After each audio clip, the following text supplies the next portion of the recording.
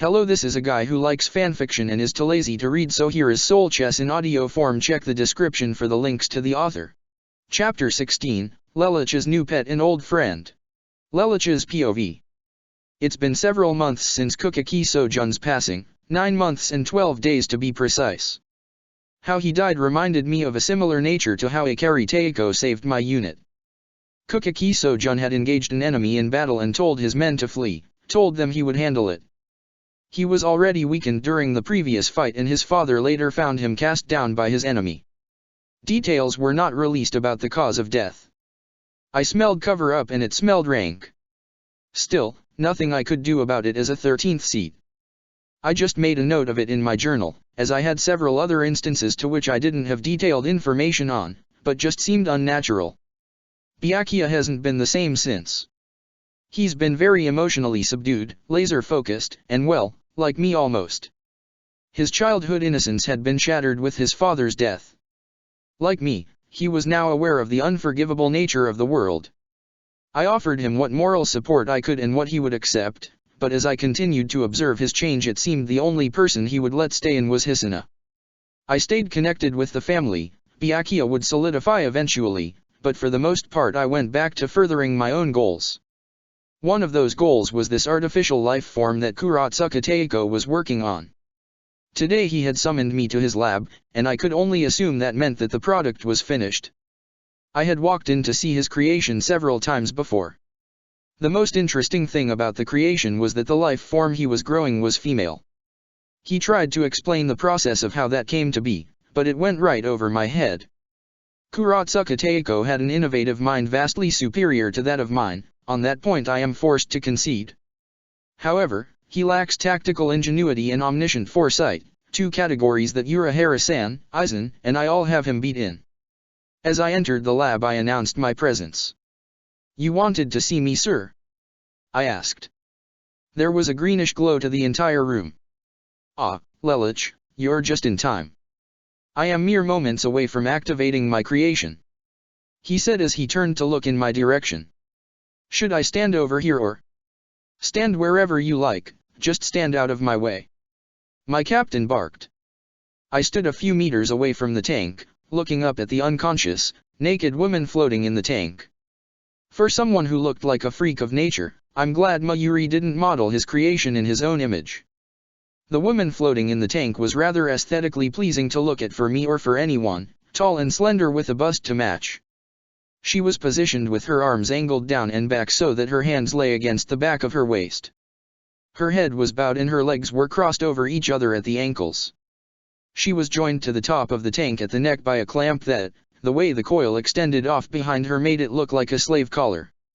As I eyed the woman, the tank sirens, alarms and beepers went off as Kuratsuka Teiko began to activate the life form. Lightning sparked at the top of the tank and the liquid began to drain. "It is alive." Kuratsuka Teiko gleamed. Could that be any more cliché? I thought to myself. He certainly exemplifies the definition of a med scientist. Thank you, Captain Obvious. After all the liquid drained out of the tank, the glass around the tank folded upon itself upward and the woman was exposed to the air around her. The collar around her neck retracted and she fell forward freely, unconscious. As an instinct I ran forward and caught her. Kuratsuka Teiko wanted me to teach this creature right and wrong. I could start by teaching this woman that it's human nature to catch someone that's not an enemy who is free falling from a high height. It's a sign of trust. The creation's bosom impacted my arm and I used my other arm against her back as support. Her hair, though drenched, as was the rest of her body, was the color of raven feathers. "Experiments need to be less wet," I said, and then felt my legs beginning to give out. "And less heavy." "Lelich, that's rude." "Excellent work, Lelich, now send her down against the apparatus," my captain instructed. I was thankful to do so. I set the new life form down with her back to the apparatus. The way she was positioned reminded me of how a kidnapping or rescue victim would find themselves if they were positioned sitting up. We waited a few moments before the woman stirred, now awake and conscious of her surroundings. "Ah, you awake at last," my captain commented. "Good. Allow me to introduce you to life, my creation." I am Kurotsuka Mayuri, your father and superior. He then gestured to me. This gentleman here is my subordinate, Lampuj Lelich. He will be teaching you the proper way to live, behave, and act for someone like you whose role it will be to become the vice captain of the Department of Development and Research. Surely the knowledge program I installed into your brain allows you to comprehend what that means, yes? I understand. The woman said. I took note of her soft, innocent-sounding voice.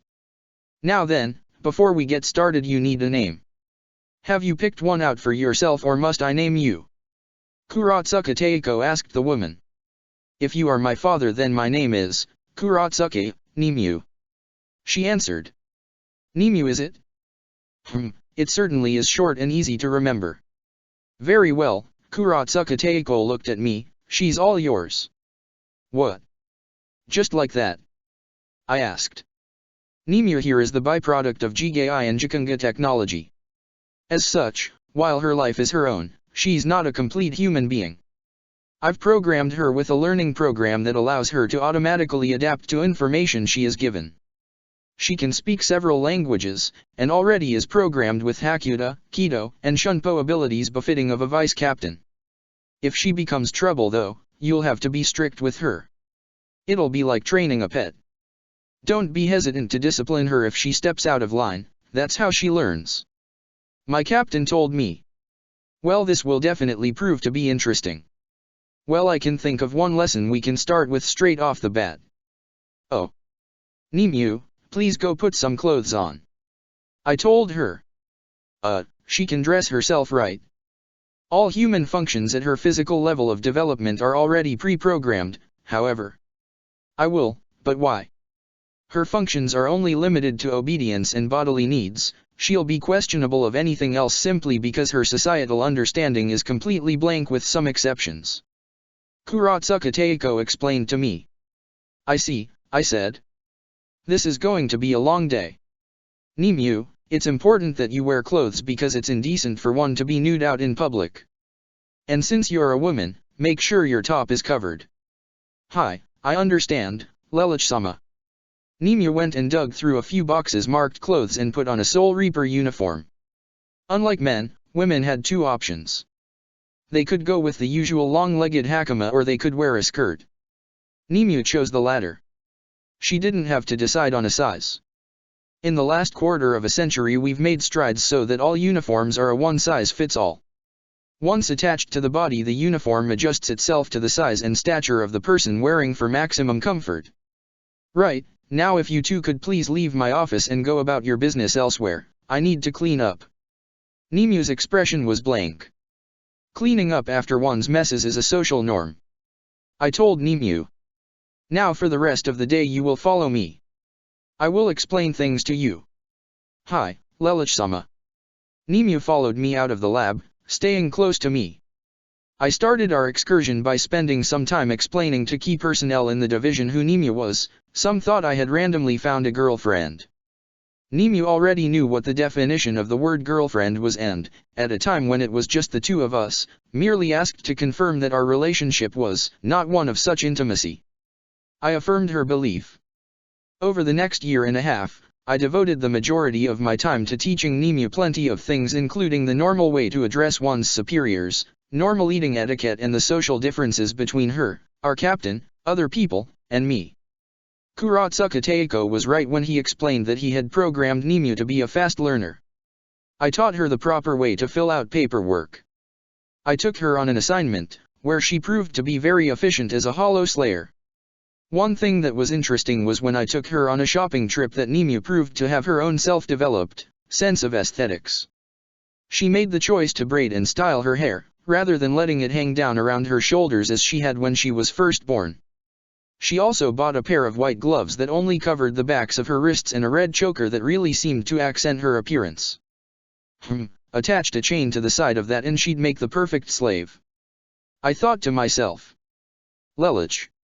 Iin Tamashi was appalled at my implications. I taught Nimue everything I could think of that any human being could know, to a degree. Kurotsuka Teiko had said that Central 46 said that they wanted Nimue to be prepped for examination 25 months after her creation. I bragged to the captain that I would only need 20 to outfit Nimue into a productive member of society, worthy of calling herself a vice captain. As I continued to work with Nimue into the 19th month, I learned a few interesting things about her. The first was that she didn't seem to mind, or care, that she was an artificial life form grown out of a tank. The second thing was that she considered us closely enough connected that she said she would feel awkward if I started calling her Nimue or Kuratsuka Fukotaiko when she became a vice captain. She asked if I would continue to refer to her as just Nimue. When I told her that she didn't need to keep calling me Lelouch-sama if she didn't want to, she responded, "I could not refer to the person who has taught me everything since the day of my creation with such informality. My reference to you is a sign of respect, not unfamiliarity. Kuratsuka Taiko may have created Nimue from samples of our DNA, his more than mine, but Nimue had her own personality and morality apart from the captain." When I mentioned to her about how my DNA also ran in her blood, if that made me her father as well, she responded, "Perhaps biologically, but I could never think of you as such, Lelouch-sama. To me you are something like an older brother, I suppose." After that moment I started caring about her like I used to Nunnally. There was a bond that ran between us that developed in the 19 months I taught her. In the 20th month I began testing Nimue, challenging her. I started asking her questions of morality and philosophy to see how she would respond. She would have to be a responsible, alert, and well-mannered individual if she was going to become a vice captain. Even with all the time we spent together, I never let Nimue see the darker side of me, not once. Maybe I eventually would. If Kuratsuka Taiko kicked the bucket and I wound up taking command of the research department, then maybe I'd let her see how cynical I was in the dark. But for now just turning her into a loyal companion was enough. I was questioning Nimue in a dark room with a single light beaming down on her. Nimue sat still in a chair while I paced around her asking her questions. If I particularly liked her answer, I'd tell her she's a good girl and or pat her on the head. It's what I always did. If she was good, I gave her a positive reinforcement. If she stepped out of line, which she had done in the earlier stages, but only a few times, I either scolded her or I did absolutely nothing. My verbal disapproval or my motionless apathy taught Nimue right from wrong. Of course I didn't let Nimue stay ignorant of the darker side of how people taught others. "I am thankful then that you have been so good to me, Lelouch-sama," Nimue had told me. Right now, as I continued to pace the room, I thought of what to ask her next. Why not see where her loyalties lie? Iin Tamashi suggested. "What do you mean?" I asked. "She's loyal to me," I said. "I can think of one person that she might side with in favor of you, Captain Kuratsuka." Good point. I looked at Nimue as I circled her. "Let's see who exactly favor, shall we?" I thought to myself. "All right, Nimue, next question. If the captain and I were locked in a confrontation, who would you side with?" "Mayuri-sama, of course. He is the captain and therefore you would be the one out of line most likely," she responded. That backfired miserably. I thought to myself. "I think you need to reword your question." Iin Tamashi told me. "You've taught Nimue to be obedient of authority. Whatever her relation towards you, it wouldn't be enough to stop her from obeying proper procedure." "That's true," I realized. I continued to circle her as I rubbed my chin. There has to be some way I can put my needs and Kuratsuka Taiko's needs on par in a hypothetical scenario that would force Nimue to make a decision of morality. I need something that would be emotional driven rather than logical driven. But what? I paced around Nimue in 3 complete laps, before I finally came with a scenario. Perfect. All right, Nimue, next question. Imagine that you, the captain, and I are on a mission together. Okay. Imagine that we are ambushed and the captain and I find ourselves in mortal danger, but you are free to fight or flee. Finishing this is unnecessary. I would obviously fight to help you both." Nimue replied. But that is not my question. I know you would fight, but let us assume you could only save one of us. Let us assume that, in this hypothetical scenario, whomever you don't save will be killed before you can rescue them. So Nimue, tell me, who would you save?" I asked her. "What? Her reaction showed that the very notion of having to decide between the captain and I emotionally terrified her. No, there's always a way to save both. If you really try you can. Not this time. Let us add into the equation that time is of the essence and that if you spend time looking for a third option both of us will die. I told Nimue. Nimue paused and then said without any flicker of emotion, in a monotone, I am not programmed to make such decisions of high-profile morality. Nimue, that excuse may have cut it 16 months ago when you were still learning morals, but it's not going to cut it now. I said meticulously. You need to make a decision. I can't. What would you have me do? You always have instructed me. Nimue was starting to break out into hysterics. The dilemma of having to choose between Kurotsuka Teiko or me, rather terrified her. My opinion would be biased in this situation, Nimue, don't you think? I, as well as any other being in this situation, would act in self-preservation, demanding that you pick me over Kurotsuka Teiko. I told Nimue. Kurotsuka Teiko would do the same only in reverse, demanding that you sacrifice me. I can tell it from your reaction that you understand that in this situation you are not obligated to rescue Kurotsuka Teiko over me. You know that that's the logical thing to do, but your emotional ties to us both prevent you from acting in interest of the squad rather than self-interest. So make a decision. I stopped in front of Nimue, my figure shadowed by the single light hanging from the ceiling. Who would you save? Nimue sat there, quietly. I continued to pace around her when there was a ringing sound that sounded through the room. I had put this session of ours on a timer and it had just gone off. Upon hearing me shut off the timer, Nimue stood up. Sit. I told her. But you said we would only be here until the timer went off. She responded. I know what I said. Sit down. I replied. But. Sit. I commanded. Nimue sat back down. Good. Now, answer the question. If you do you can go. And don't just answer how you think I want to hear you answer. Answer honestly and truthfully and I will let you leave. Until Nimue was actually made vice captain, she was still just another unseated member of the division. I, as a seated officer, had power over her. Nimue sat still. I decided to push her. Close your eyes and imagine the situation as it plays out. Think of what we might say or do in this theoretical situation. Think emotionally. Defy logic. Find your answer. I stood where I was, in front of Nimue, with my right side visible to her, distorted by light and shadow. I watched her, waiting for her answer. I watched her intently, waiting for her answer. Nimue's eyes turned sorrowful. I thought I spotted tears trickling down them. She sucked in her lower lip slightly. She then spoke so quietly I barely heard her when she said, You. She sniffed and then spoke at normal volume. Mayuri-sama gave me life, but you've given me so much more. It hurts just to have to choose between the two of you, but in that situation I could never let you die. Nimue started talking faster. But that's selfish and unintelligible. Mayuri-sama is the squad captain, but you said it was my decision and that's what I would choose. But that's the wrong answer, isn't it? I should not be so selfish, should I? I walked around behind Nimue and let my arms loosely hang around her, crossed over her.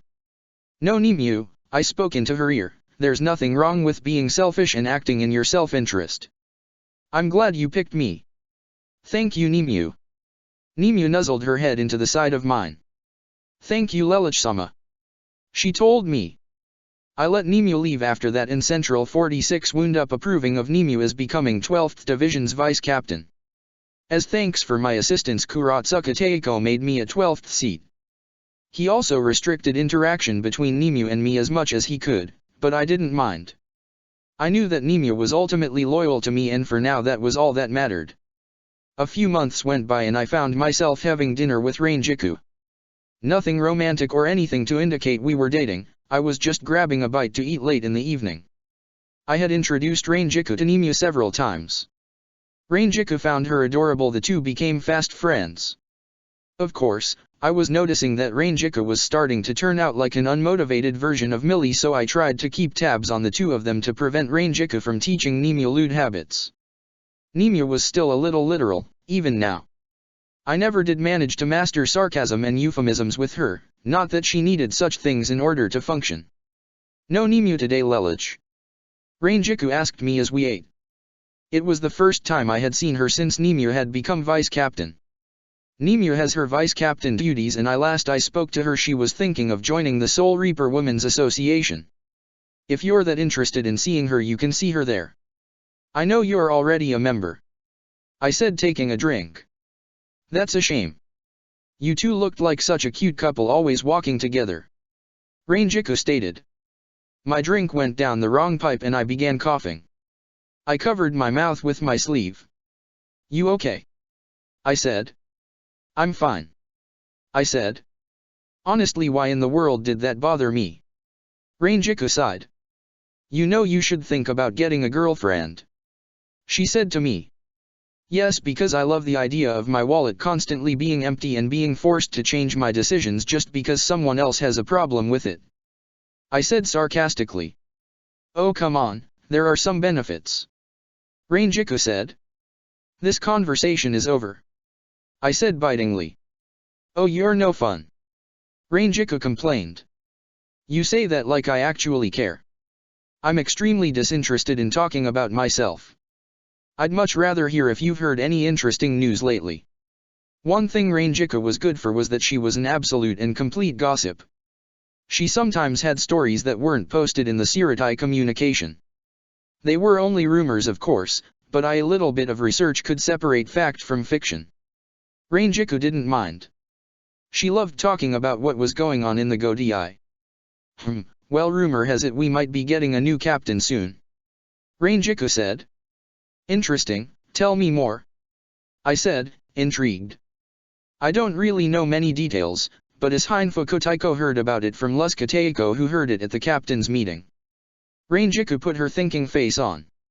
I think he said the head captain received notification of the Soul Reaper a couple years ago and that they just needed to master their Bankai. Did you hear what division this person is from? I asked. Rangiku shook her head. No idea. The head captain didn't even clarify if we'd be getting a guy or a girl. She started swooning like a maiden. I hope it's a guy, someone chivalrous and charming with good looks. You want that? Why not go after Aizen Taiko? I mocked. Aizen had set up his reputation to make himself out to be one of the most envied bachelors in all of Soul Society. The man had looks, charisma, and he was a captain. Aizen's not my type really, Rangiku admitted. If what reports say about former Captain Meguruma Kensei of the 9th Division were true, he would be my type. Is that so? I said and took another sip of my water. You would be my type too if you were a little less stuffy and actually made use of your charms, Rangiku told me. I choked on my water again. Are you coming down with something? That's the second time now. I'm so glad she's so oblivious to these kinds of things. No, I'm fine, I said. The water went down the wrong pipe. Well, if you're sure, but as I was saying, you should try to exhibit yourself more often. You have quite the fan club at the SRWA, Rangiku told me. SRWA was her acronym for Soul Reaper Women's Association. I'm not surprised, I told her. When I was alive, I had practically all of the female students in my high school chasing after me. Oh, envied bachelor. Why did I just encourage her? So who did you get as your lucky girl? You did get something, right? All those girls, you're a teenager. Come on. I turned my head away from Rangiku and just let out a low growl. She burst out laughing. Oh my gosh, you're a virgin. Iin Tamashi started laughing with her. Why are you laughing? You know that already, I told her. I don't care, she said, having trouble breathing. She was laughing so hard. Testy, I got up from the table and tossed my napkin down onto my chair. Oh come on Lelich, lighten up. There's absolutely nothing wrong with having died a virgin. I mean, surely you've had 1 or 2 lucky women since you've been here, haven't you? This conversation is over, Rangiku, I said and started to leave. Rangiku grabbed my hand with both of hers. I turned to look at her. Is it just me, or is she showing a little more cleavage than usual? So, you've never been alone with a girl? Ever? Rangiku asked. I turned away from her. I have, I said seriously, just not in the context you're thinking of. Why does she have to have such a firm grip? She doesn't have that great a grip. You just have poor physical strength. The peanut gallery can be quiet, I chastised. Iin Tamashi snickered. Rangiku closed the distance between us, pressing her breasts into my arm. Huh? You know the first time for men is always their most nervous. We women know these things. Rangiku put her head on my shoulder and nuzzled it into the side of my neck. Her hair was so soft. She rubbed her index finger under my chin. I could be your first if you'd like, she said seductively. You fool. Say something. I scolded myself. Matsumoto-senpai. A voice called up to her as a short, young girl with vibrant, short, purple hair came running up to us. Natsumi, whatever you have to tell me, can it wait? I'm with a friend of mine. Rangiku told this girl she referred to as Natsumi. I know, and that's why I wish it could. Aloman-senpai said she needs your report from our group mission on her desk ASAP. She's starting to get irritable. Rangiku groaned. Can't she be a little patient with me? Senpai, you've been putting this off for 3 weeks. Natsumi told her. Rangiku sighed. I'll get it done, just let me say goodbye to Lelich. Okay. Natsumi ran off. Who was that? I asked. Taka Natsumi, Rangiku responded. She's an 11th seat and also my direct subordinate. Well, at least she's keeping you from losing your job, I told Rangiku. She sighed. And don't you think I know it? She sighed again. I suppose our little rendezvous will have to be postponed for another time. Right, Raincheck, I said, although I wasn't so sure if I meant it. I'll see you later. Stupid report, Rangiku complained. I went back to my division and went back to my room to go to bed. I settled down and fell asleep. Lelich's dream. I've had nightmares before, but not like this. This time I found myself in a place where I was surrounded by gray sand that stretched on for miles and miles, and a crescent moon was high over my head. However, I was not myself. I was a hollow. I was very thin and I looked like a thin, stereotypical goblin, but with wings. Things went black for a scant few moments before I found myself in a forest with really tall trees and other hollows all around me. The next thing I knew, I was attacked by a much more powerful hollow. It was ravenous, with drool hanging from its mouth. It ate me, but my mind was vastly superior to its own and I became the dominant mind in control of the rest of the body. However, my impulses were not my own. I became voraciously hungry and I began to eat other hollows without end. A voice in my head was shouting at me to stop it.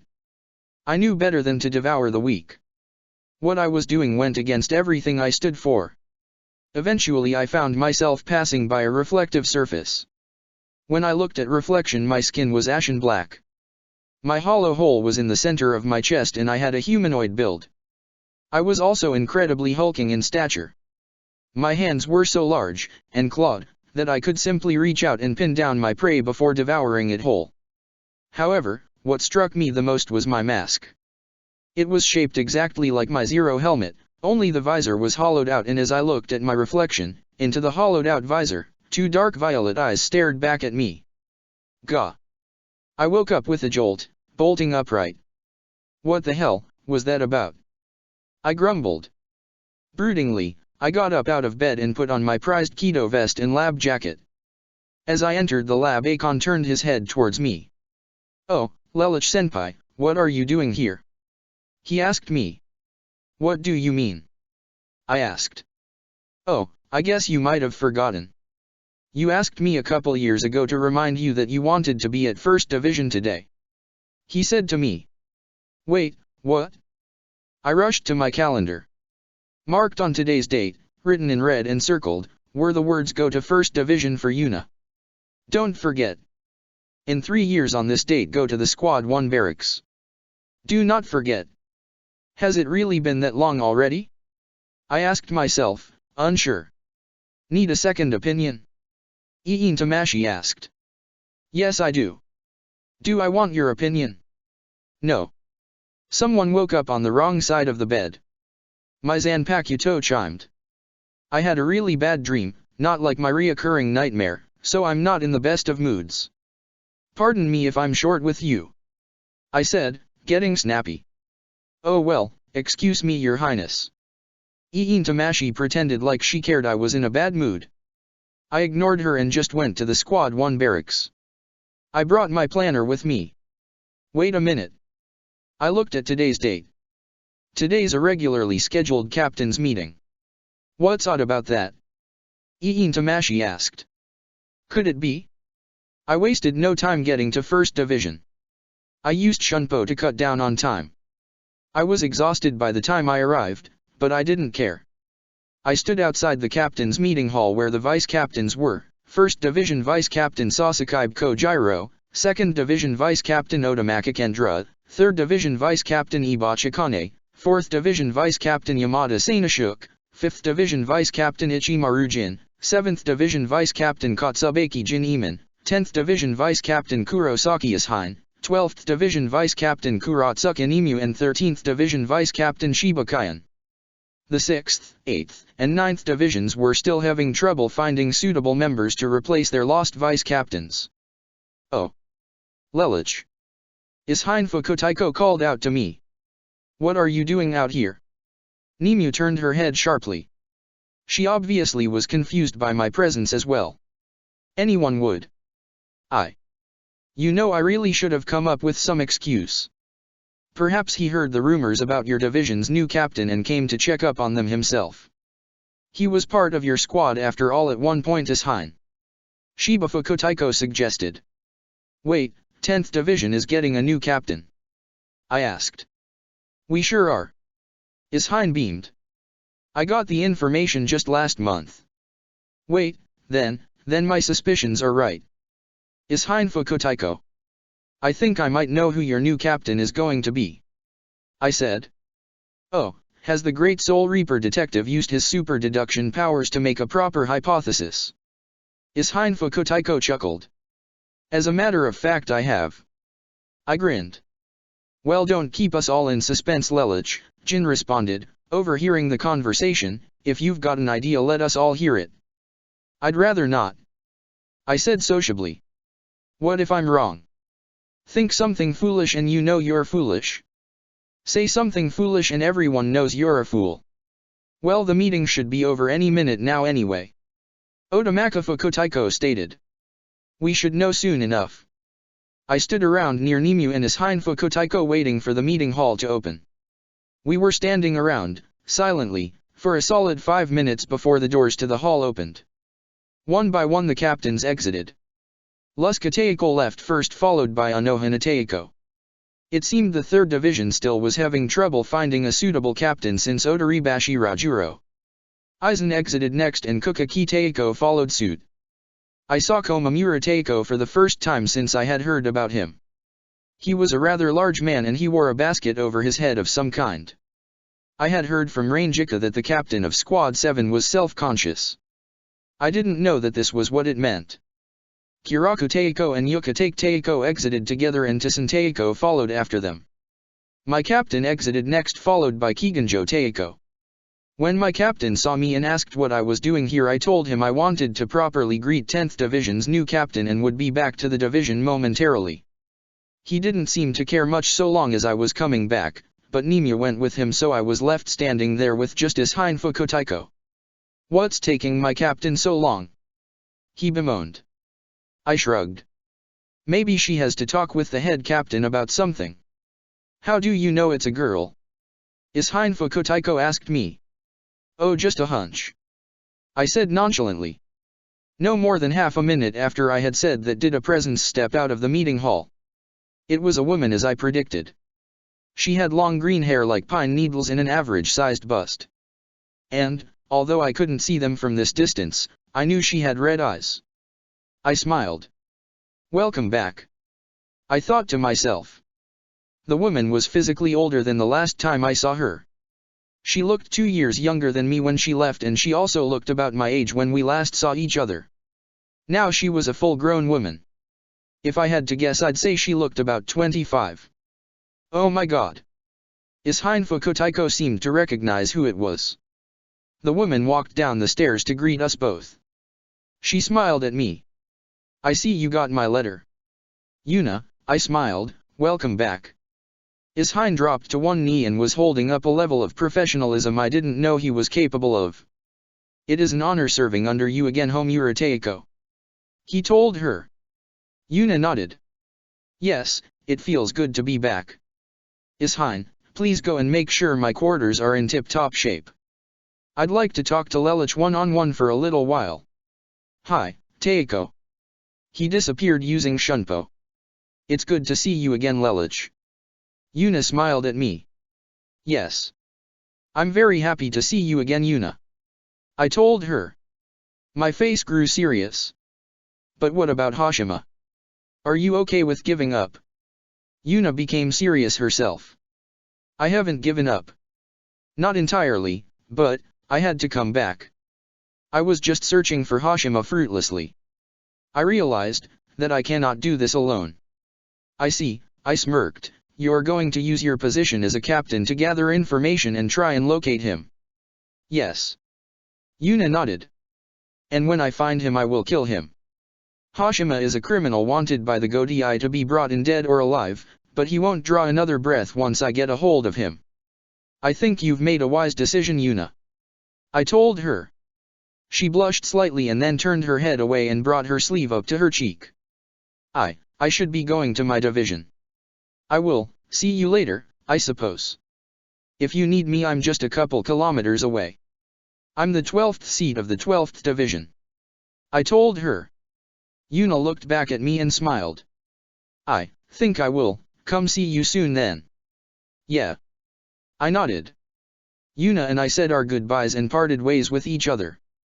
I returned to my division only to find a larger stack of paperwork than the amount of pizza C.C would charge on my credit card in a single week. I sat down at my desk and got to work. Things were pretty normal for about 2 weeks. Well, what I considered normal. I would get up, do work, eat, and run an experiment before going to bed. Not necessarily in that order though. After that 2-week period, while I was sitting in a private lab, doing some database work, I had a visitor. Lelich. I turned around in my chair to see Yuna coming into the room. Found some free time to yourself? I asked her. I have. I have a proposition for you. She said. Go ahead. I said. Yuna extended her arm out to me. Lelich, come back with me to 10th Division. It'll be just like old times. I know you've become content researching and improving the Soul Society, but I just want you at my side. It'll make things feel like I'm really back. Yuna offered me. I can't. I turned around sharply. I'm sorry. Why not? Yuna was distraught, but it was understandable. I couldn't go back with her though. I couldn't go back to 10th Division. I was making great strides here in the 12th Division. I had been here so long. I've spoken with your friend, Rangiku I believe is her name. She said you always seem troubled when she speaks to you. Yuna said. Since when is Rangiku so perceptive? If you come with me, whatever it is you seem to be troubled by, I will help you. I'll promote you to a higher rank if you join. Just come with me. I turned back to face Yuna, slowly. She continued to speak in a soft, calm voice with her arm still outstretched towards me. I don't know what sort of business you've wrapped yourself into, but you don't have to share those burdens alone. Yuna's eyes turned sorrowful, like she would cry if I turned her away. Come with me, Lelich. Come, home. Home. It was a simple word, but one that held a lot of weight within it. I looked at Yuna and the soft, gentle expression she was giving me. It was true. 10th Division was where I started and I had been awaiting Yuna's return for a very long time, but I just felt like I was doing so much more for the Soul Society by working in the Department of Research and Development. What happened to becoming a captain and stopping Aizen? Iin Tamashi asked me. Yuna is an old friend and she would never betray you. You can see it in her face. You would have to screw the pooch rather horrendously for her to turn her back on you. Are you really going to spend the rest of your days in a laboratory? No. You're right. Iin Tamashi always was able to show me the correct path. I had become too complacent in the research bureau. I was following Aizen, it was true, but I had forgotten my other important objective. I got up and walked towards Yuna and put my hand in hers. I'll go back with you, Yuna. Thank you, Lelouch. This means a lot to me. Yuna smiled. And just like that I was transferred to the 10th Division and made a 10th seat, on PAR with Rainjiku. Things were fine for a while, but little did I know that by joining back with Yuna that my entire afterlife was about to be ruthlessly shaken up. To be continued. Chapter 17, The Truth About Lelouch's Nightmares. Lelouch's POV. I've been back with the 10th Division for 5 years now. To be honest, I'm sort of glad to be here. Yuna is a fine captain, everyone was happy to see her. Vera was happy to see me too. She actually said, out loud, "It's good to see you again." She's still mostly quiet, but she's coming around. I've been working with her, but I still haven't found out why she stays so silent all the time. Rainjiku has been acting like we're the best of friends since we're of equal rank. She's always inviting me out to drink or go partying. One time Miss Heinfuku Taiko actually encouraged it when I tried to use him as an excuse not to go. Thankfully Yuna overheard the conversation and told us all to go back to work. Yuna is a fair captain, she's so much like Akari Taiko. I think that's really all she knows how to do. Akari Taiko was her world and Hashima shattered it. Yuna has said she hasn't given up on looking for Hashima and I believe her. I just hope we can find him soon. Hashima has been on the run for 39 years now. It irritates me that he's escaped custody for this long. Then again, his Zanpakuto makes for the perfect escape act. I haven't told Yuna about Aizen. As much as I believe I can trust her, I simply can't risk that anyone could listen in on even a private conversation. Every time I think of a reason to tell her, I'm able to come up with 5 reasons not to. I feel things are better this way. Unlike Hashima, Aizen isn't a known villain to the rest of the Soul Society. To everyone besides Jin and me, he is the most charismatic, chivalrous, and clever captain within the current Go-Di. Right now I'm just outside the Siratai, practicing with my Zanpakuto. I'm trying to master the shield projection ability that Iin Tamashi taught me. I have a freedom in 10th Division I didn't have in 12th Division. Most of that is due to the fact that I don't have to do work for the Research Bureau anymore. As I continue to practice I can feel my Ryotsu begin to drop below 50% its maximum. I was starting to get tired and sweat was trickling down my forehead under the hot, springtime sun. After practicing until I dropped below 30% I sealed Iin Tamashi and grabbed a hand towel to clean the sweat off my face. Lelouch. I heard a voice call out to me.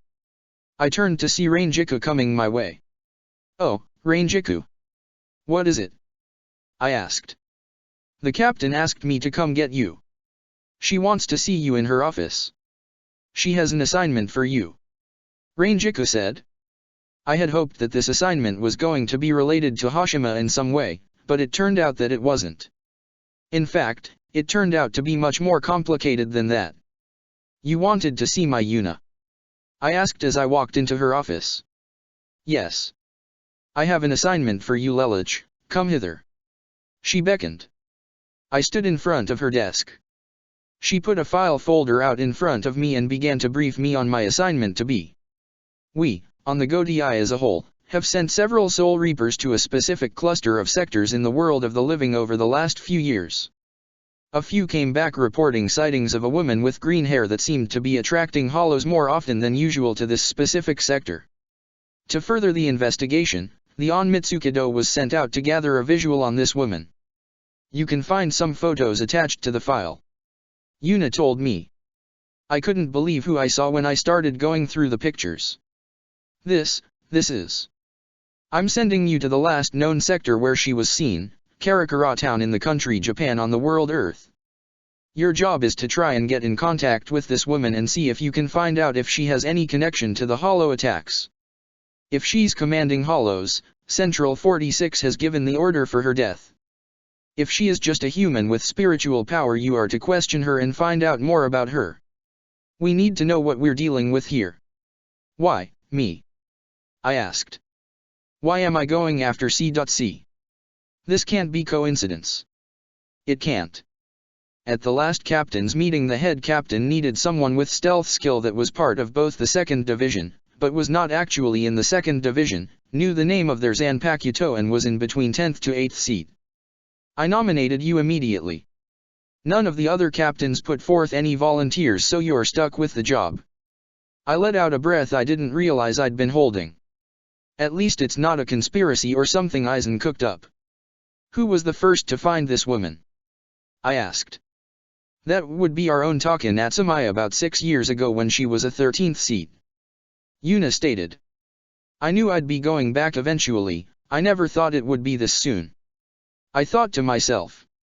Central 46 has asked that you depart as soon as possible. Take whatever you think you will need. You will be stationed in the world of the living for 3 months. Be sure to report in regularly. Now, do you have any questions? Yuna wanted to know. I do have questions, but you can't answer them. I thought to myself. I can leave within 12 hours. Just give me time to gather some things. I told Yuna. 12 hours it is. Good luck, Lelich. Do not fail us. Karakura Town. My arrival in the Japan had me dropped off near a river about a couple meters from a bridge. Everything looked like how it should be, but there was one problem. There was no sign that the Britannia Empire had ever been here. Karakura Town, as I remembered, had been destroyed during the war, and was one of the areas that Yuffie had planned to rebuild. It had only been half a century, but I figured there would be some remnant of the empire somewhere in the town. However, there was nothing. It was weird, and it was bugging me to no end. I do not have time to ponder this. I thought to myself. I have to find CC. That is my top priority right now. I whipped out my soul pager to check for holo activity. So far the radar was blank.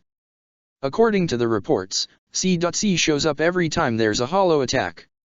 Something tells me they're being drawn to her spiritual power and, typical her, she just stands and watches with that bored expression on her face while she watches the Soul Reapers and Hollows do battle.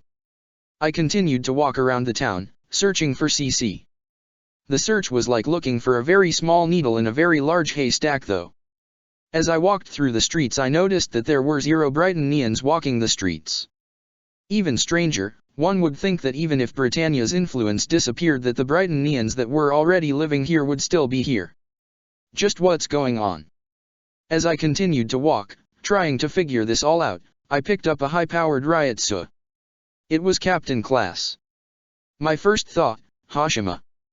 I tore after it, it was just across the street through the busy intersection. The presence had now noticed me and was on the run. I used air walking to get over traffic and chased after the individual. I was almost certain now that I was on Hashima's track. Discovering Captain Class' spiritual pressure, belonging to a Soul Reaper that didn't want to be found could only mean a rogue Soul Reaper.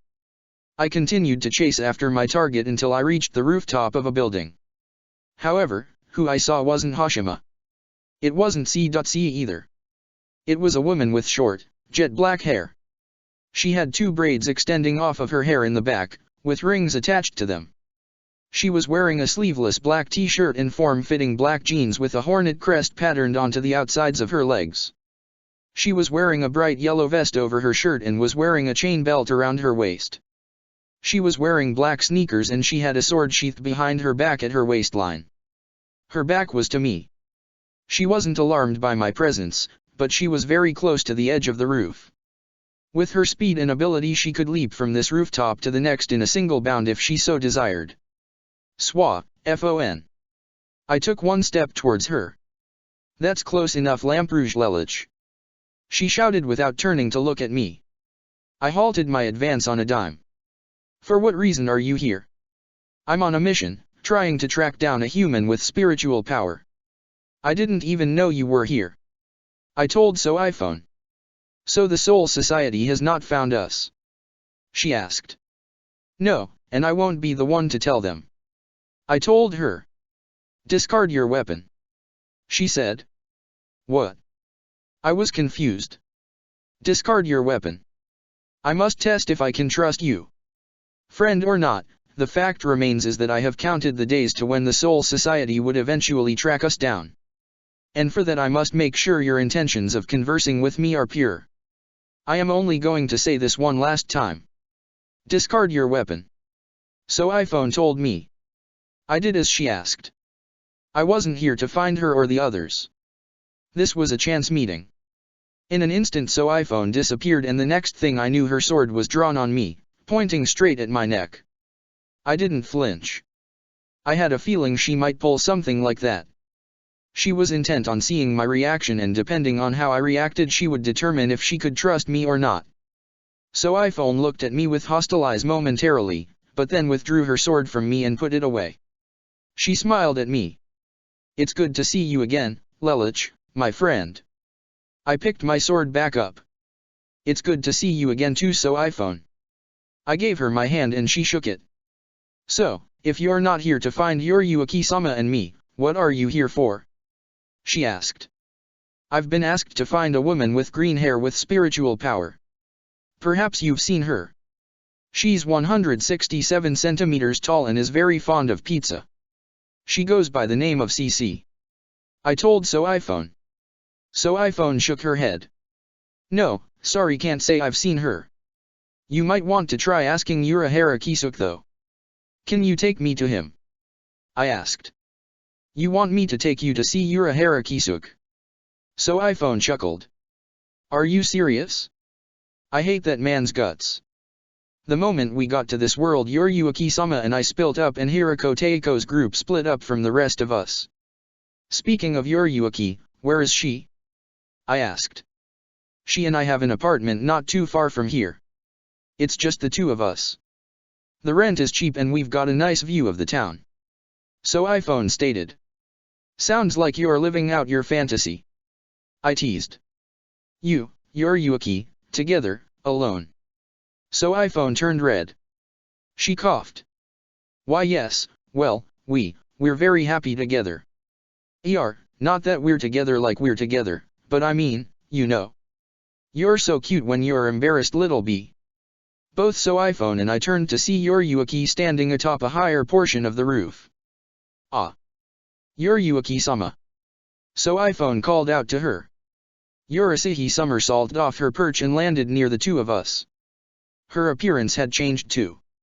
Yoriuki's hair was longer. It reached down to her waist, tied into a ponytail. She was wearing a form-fitting black shirt and tights. She was wearing an orange vest over her top. Nice to see you Lelich. Yoriuki smiled at me.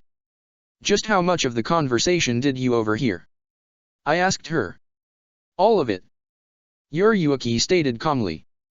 So iPhone's right though, Kisuk could probably show you where to find your mystery woman. She pointed east. He has a shop just east of here.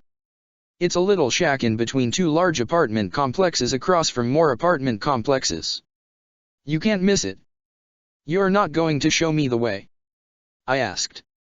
So iPhone I can understand, but you. So iPhone and I are supposed to be having lunch together right about now. Your arrival wasn't exactly scheduled. Yoriuki replied. Don't worry. You're good at focusing in on spiritual pressure so finding him won't be too much trouble for you. Well, if you say so. I said. As I walked past Yoriuki and So iPhone I smirked and said, it was nice seeing the two of you again, before taking off.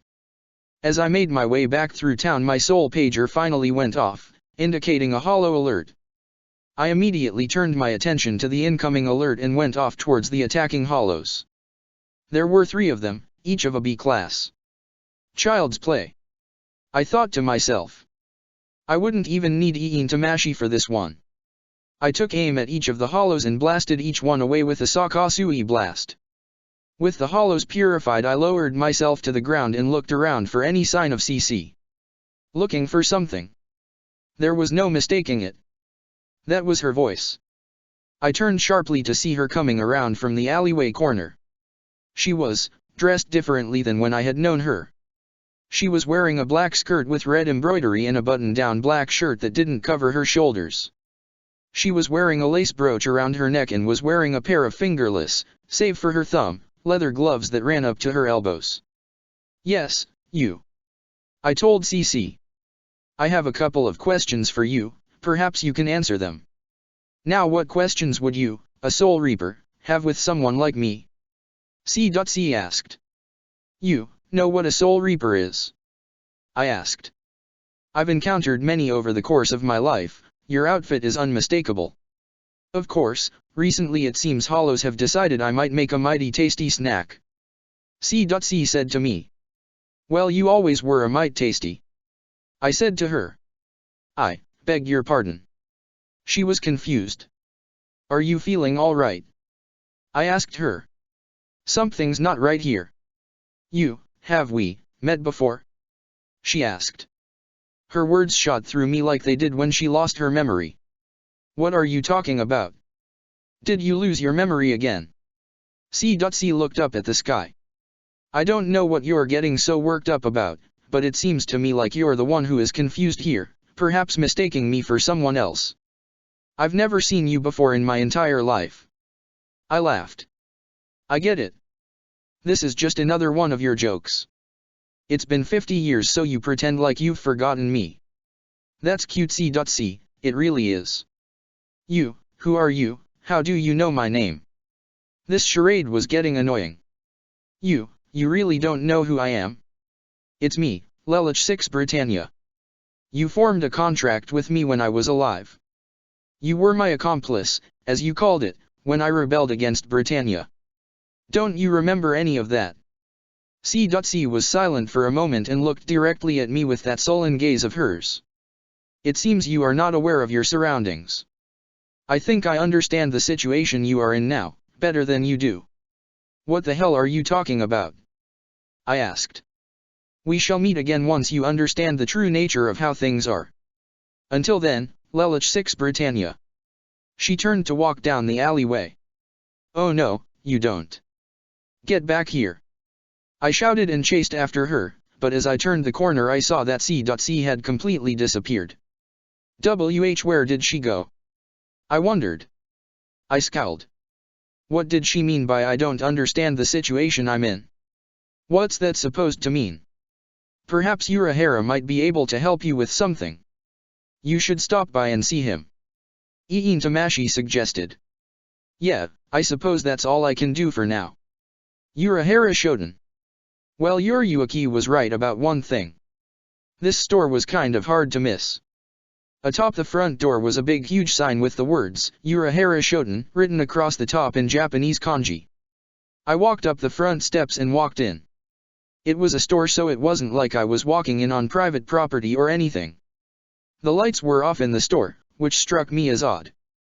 If they were closed for business they should have locked the door, or at the very least put a closed sign on it. Hello. I called out. Urahara-san. Commander Tsukabishi. The lights didn't turn on, but a door slid off to the other end of the store, whereupon Urahara-san stepped out. He was wearing a green kimono with a dark green coat. He was wearing his trademark wooden shoes I had known him to wear when he was my captain, and now he had added a green and white striped bucket hat to his wardrobe as well, it seemed. He was also carrying a cane. Well, look who it is. Hey, nice to see you again. I said to him. Judging from the fact you found me and you didn't break down the front door, I take it this is a visit of a social nature. I nodded. Yeah. Well, come on in.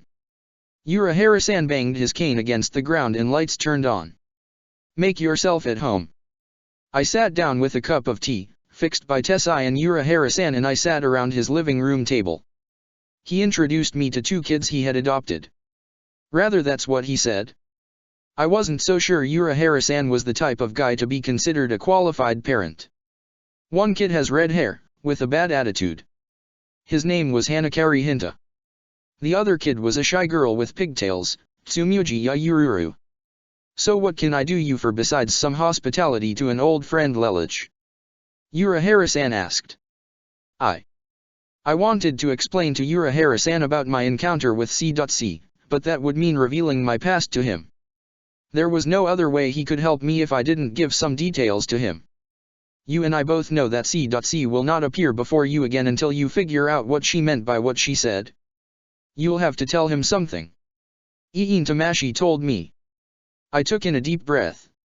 Urahara-san was no longer affiliated with the Soul Society, but there were also several things that could go wrong if I told him who I really was. Wait, there is one way I can figure all of this out and not expose myself. Urahara-san, when I was alive I lived in Japan. Just before I died Britannia had a massive influence over the area, but now it seems like they were never here to begin with. Well, there's no surprise about the latter. Britannia hasn't invaded Japan, Lelouch. Urahara-san said to me. What?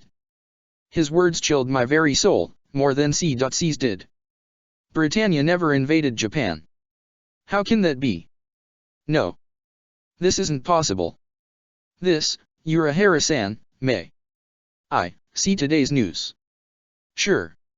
Urahara-san went and got me a newspaper.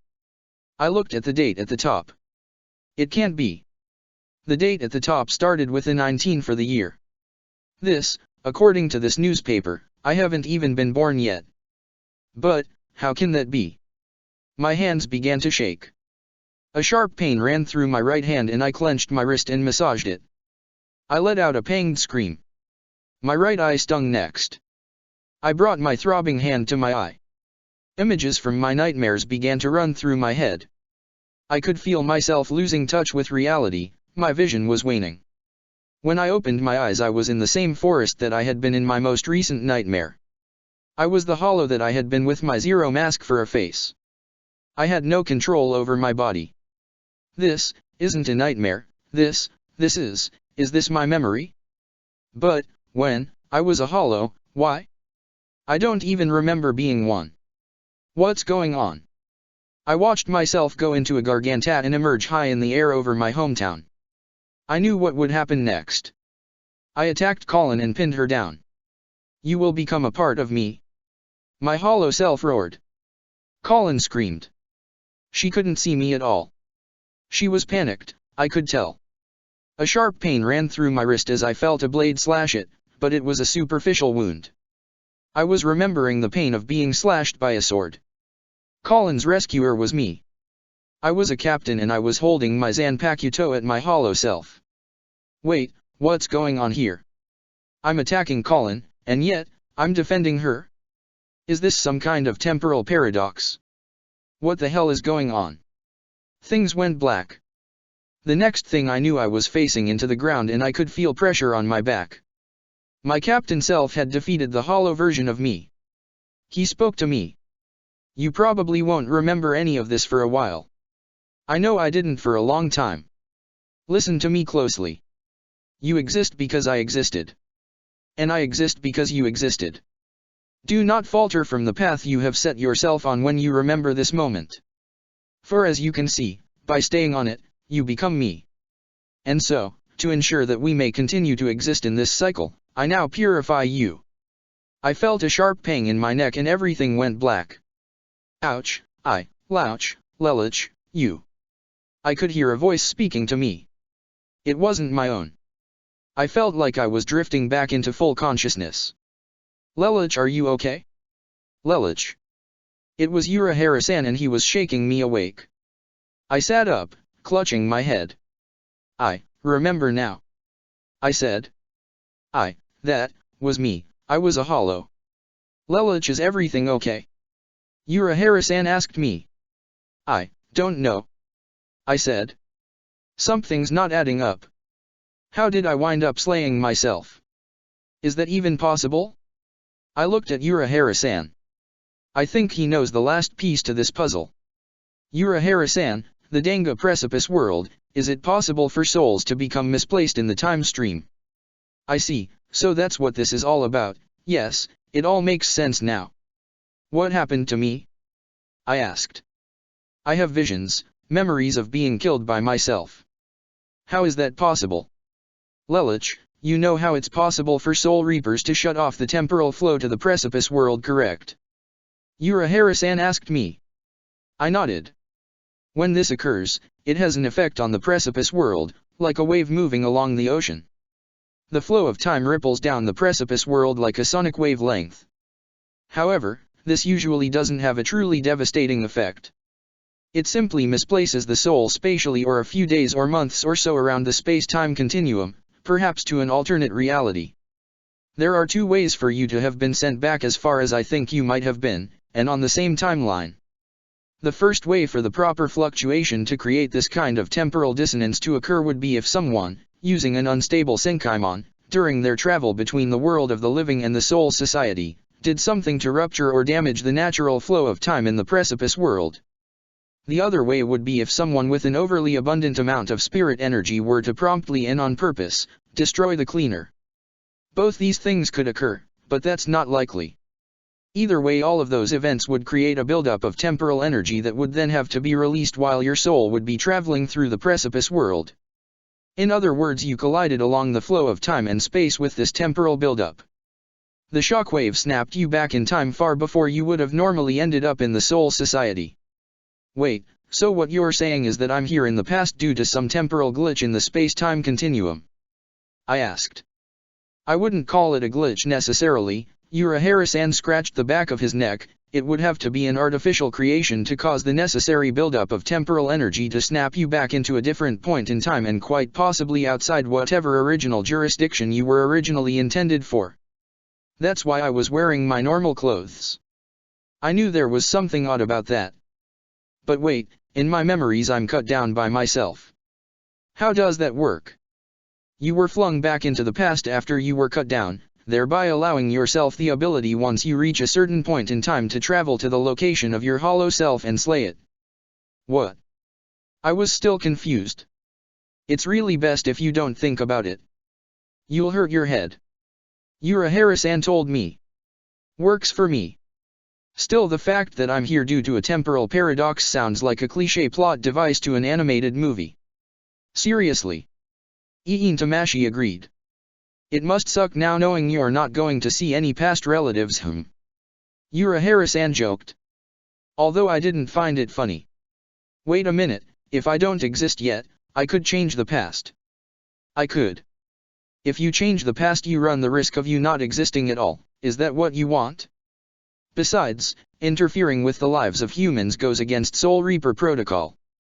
If you want to stay in existence, you cannot alter your past. It might be worth it if it keeps my yet-to-be-born self alive. I think the fact that you were slain by a Soul Reaper captain version of yourself shows you how this idea turns out. That is a good point, I said. So, what else can I help you with? Urahara-san asked me. A Jigai perhaps? I have the latest in Soul Reaper technology still with me. I sell some anti-spirit stuff to folks who have spiritual power. Of course that side business is still a little behind in profits. A donation would be nice. Wouldn't you need yen for that? I asked. I only have gone. I told Urahara-san. On the contrary, Yuruaki still has contacts in the Soul Society. If you've got coin. How about this then, I proposed. I have a couple of things I'd like to ask you regarding Aizen. It would help me in my plan to take him down. All right. Let's sit down and have a nice chat then. Urahara-san looked over to the door. Tessai, prepare some more tea for our guest. We could be a while. Sure thing, boss. Commander Tsukabishi told Urahara-san. So, what did you want to talk about? Urahara-san asked me. I discussed with Urahara-san the circumstances behind his banishment. He said that what struck him as most odd during his biased trial was that Aizen had been seen in the Siratai that same night while he, Yuruaki and the others were out there. Wait, could that mean that Aizen's Zanpakuto has a power similar to Hashima's Kamuri Akuma and that he can make an illusionary copy of himself over long distances? Or perhaps he has another power, something much more sophisticated. I theorized. You're in luck. I happened to question Shinji on this when I mentioned this to him. Before I showed up, Aizen bragged to him about how his Zanpakuto worked. It's called Kyoka Suijutsu. Aizen told Shinji that he can make anyone believe anything he wants. It's a perfect illusion that seems very real to those exposed to it. Like the moon reflected on the water's surface. I said, realizing the meaning behind the name. Just how much of the Godi 13 is under his influence? However, does that mean that once you know about the illusion that you can see through it? I asked. That much we don't know, but it wouldn't be a good idea to try and find out. It also might be a safe bet to think that Aizen has all of the upper tiers of the Godi hypnotized by his ability. The head captain included. It's a shame you're the one telling me this. If I had a more credible source I could nail Aizen for this upon my return home. I told Urahara. I think that's why Aizen was so smug when he told Shinji. He knew that no one in that field that evening would be able to expose him, and he was right. I mean, hey, I'm stuck here working a candy store with some side business behind the scenes. I looked at Urahara-san, that indicated that I wasn't in a laughing mood. Right, sorry, joke in ill taste. Anyway, the fact of the matter is that you should be wary of Aizen, although I'm sure you've already been that way. Whatever you do, avoid being accepted into 5th Division at all costs. Don't worry. I'm in 10th Division with Homura Yuna at the helm. I'm positive she'll be reluctant to let me go. I said to Urahara-san. Oh, so Homura Fukutaiko went and became Homura Teiko, did she? Good for her. Urahara-san seemed happy for Yuna. Right, well, thanks for everything, Urahara-san. I appreciate this. I got up and then reached into my pocket and put 700 gon on the table. Consider this payment for the information. I said to him. He whistled. That's quite a generous donation, Lelich. There's not much I need, not anymore. I had hoped while I was in the Soul Society that I might run into some old friends, apologize for my past mistakes, but it seems like that's not going to happen for several decades now. By the way, if you see a woman with green hair and gold eyes with spiritual power walking around, do me a favor and show her some hospitality if you can. At least until she decides to leave and hitch a boat ride to the Brighton Neon Empire. Can do. Urahara-san pushed down on his hat. Right, see you later then. I said and left. I walked out the door and headed down the block only to turn the corner and see CC. Were you waiting here for me? I asked. I'll leave it to you to decide that. C.C. responded. I understand what you were trying to tell me earlier. At this point in time, we haven't met before. I said to her. No, we haven't. C.C. responded. Well, before I leave I still have a mission to complete. You said earlier that the Hollows are only attracted to your spiritual power. I asked. Yes. I think I might stay here for a little while longer, but then I think I might stow onto a boat and head for the Brighton Neon Empire. You seem interesting. C.C. said to me. Well, I won't be born for another few decades, but when you do meet me in the future, don't tell the me of that time about any of this. I said. I didn't plan to. C.C. responded. Well, I guess this is goodbye again then. I said and drew out my sword and used it to create a Senkaimon. I stepped through the Senkaimon and began to head back. So tell me, did you know all this time? About the reason for your nightmares? No, I did not, that part of your memory was completely cut off. Remember, I am you. Still, if you had known about all of this before you arrived at this point in time, would it have stopped you? No. I resp1'd. And why is that? Because one thing out of that dream is as clear as day, someday, somehow, I will eventually become a captain. I don't know which division, I could never see the back of my Haori, but I don't think I'm meant to. However, the very fact that I will become a captain is reason for me to press forward. I will have to become a captain to stop Aizen. And I will. He will not get away from me. Because I am Lelich 6 Britannia. Hero of Justice. Well, alright, Lelich 6 Britannia, Hero of Justice, let us continue the path we've already begun to walk on. Let us walk on it together. I agreed with Iin Tamashi, and a short while after I closed communication with her, I emerged from my Senkaimon. We will walk together and we will defeat Aizen. My past is proof that my future exists. And when the future becomes the present, Aizen will fall. To be continued. Chapter 18, Lelich makes a powerful ally. Lelich's POV. It had been a couple of months since I had returned from my trip to Karakura town and met the C.C of the past.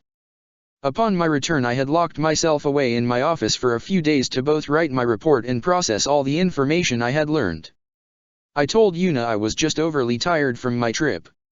She bought it. Right now I was drafting plans for investigating into Aizen. According to Urahara-san, Aizen had the ability of creating perfect illusions. Hirako Teiko had been followed for an entire month by someone else entirely and no one realized it, including Urahara-san. This told me that Aizen's illusions worked on any and all that had ever seen his Zanpakuto release. It made sense then that he would turn Teiko into his subordinate. Teiko was blind. Jin also made the perfect ally because he perpetually kept his eyes open in slits. However, if Aizen only had to use his Shikai on someone just once to make them perpetually under his power, then I had to be extremely careful around him. As a captain he could also call upon his Shikai without calling its name or release command. I could not go on a mission with the man and I could not confront him carelessly. It was way too risky. However, all my thought process had given me a few places upon where to begin my investigation. To start with, there was the Soul Reaper Aizen used to follow Hirako Teiko around. Someone like that had to know what he was doing. I'd try and find said Soul Reaper, somehow. The other interesting matter was Teiko's reasoning for becoming a Soul Reaper. I had read it in the Siratai communication once. Teiko had a friend, a woman, who joined the Shino Academy, but was killed by her husband who flew into a fit of rage. Teiko demanded an audience with Central 46, asking why the man was not punished for his crimes. He wrote, in the article, that it was Aizen who had spoken to him next, who told him that if he wanted justice for his fallen friend that he should become a Soul Reaper himself. I didn't buy it. If Teiko was following Aizen, he wasn't around for justice. His goal was vengeance. For one fallen comrade he was taking his anger out on the entire Soul Society. And somehow I got the feeling that, even though Aizen wasn't the man who killed Teiko's friend, that he had something to do with it. Aizen's too cunning and also rather paranoid. He believes the entire world against him and so tries to keep himself secure by surrounding himself with people who throw themselves at him while he laughs at them behind their backs. Due to Kyoka Suijutsu's power, if he heard word of a blind man with spiritual power, his options were obvious: kill him or have the blind man become his subordinate. Besides this, there was one other place to look: Yoruiki's contact in the Soul Society. Urahara-san said that Yoruiki knew someone in the Soul Society and his shop got all his materials through this person. Unfortunately I didn't even know where to start looking here. I thought about asking Yuna about friends of Akari Teiko and Yoruiki, but, like Aizen, I was also a bit paranoid. Paranoid that someone could be listening in on any conversation I had with anyone. That's why I kept all my information pertaining to my investigation on Aizen in a safe that I kept behind the books on the bottom shelf of my bookcase. I also changed the safe combination every month and I didn't have a written record of the safe combination anywhere. I also had another safe in plain sight that had a simple 7-digit combination, 12345667. Any monkey could get into that safe, and inside I rigged the safe with a Kido trap that would go off and let me know that someone was trying to break into my office. I kept all my important squad files where they belonged, in my file cabinet. I had a set of keys that opened important cabinets. I also had a lockbox I kept in my lower left-hand desk drawer where I kept all my mementos and memoirs. I modified the lockbox ever since I had entered the 12th Division so that it would only open via a fingerprint sensor. I closed my journal and put it back in my investigation safe. My hidden safe also had its own gimmick. It had both a keypad and a regular combo turn lock. Attempting to use either one would trigger an alarm, alerting every division member in the general area to my office. The secret to opening it was by using a special Kido resonation that only reacted to my Ryutsu specifically. The door would then open and I could put things in. After I closed my safe and locked it using a different resonation, I got up and went to take paperwork to Yuna's office. As I did, I heard an ever-familiar sound of "Heey, Lilu ouch." I sidestepped and watched as Hinfuku Taiko go somersaulting along the ground before landing on his back. "Are you going to do that every time you see me?" I asked. "One of these days I'm going to get you." He pointed at me. "Just you wait," Please, the only people with the proper ability to sneak up on me are members of the Onmitsukido, and even then it would be hard to surprise me. I told Ishine Fukutaiko as I walked past him. He got up and skidded in front of me. Wait, hold on. I have something for you. Alright. Just know that if Yuna asks for reason of my delay that I'm blaming you. I told him. Right then, I suppose I'll cut right to the chase. He reached into his shirt and pulled out an invitation of some kind. This is for you. I looked at the invitation. It was to Shiba Fukutaiko's wedding and I was invited.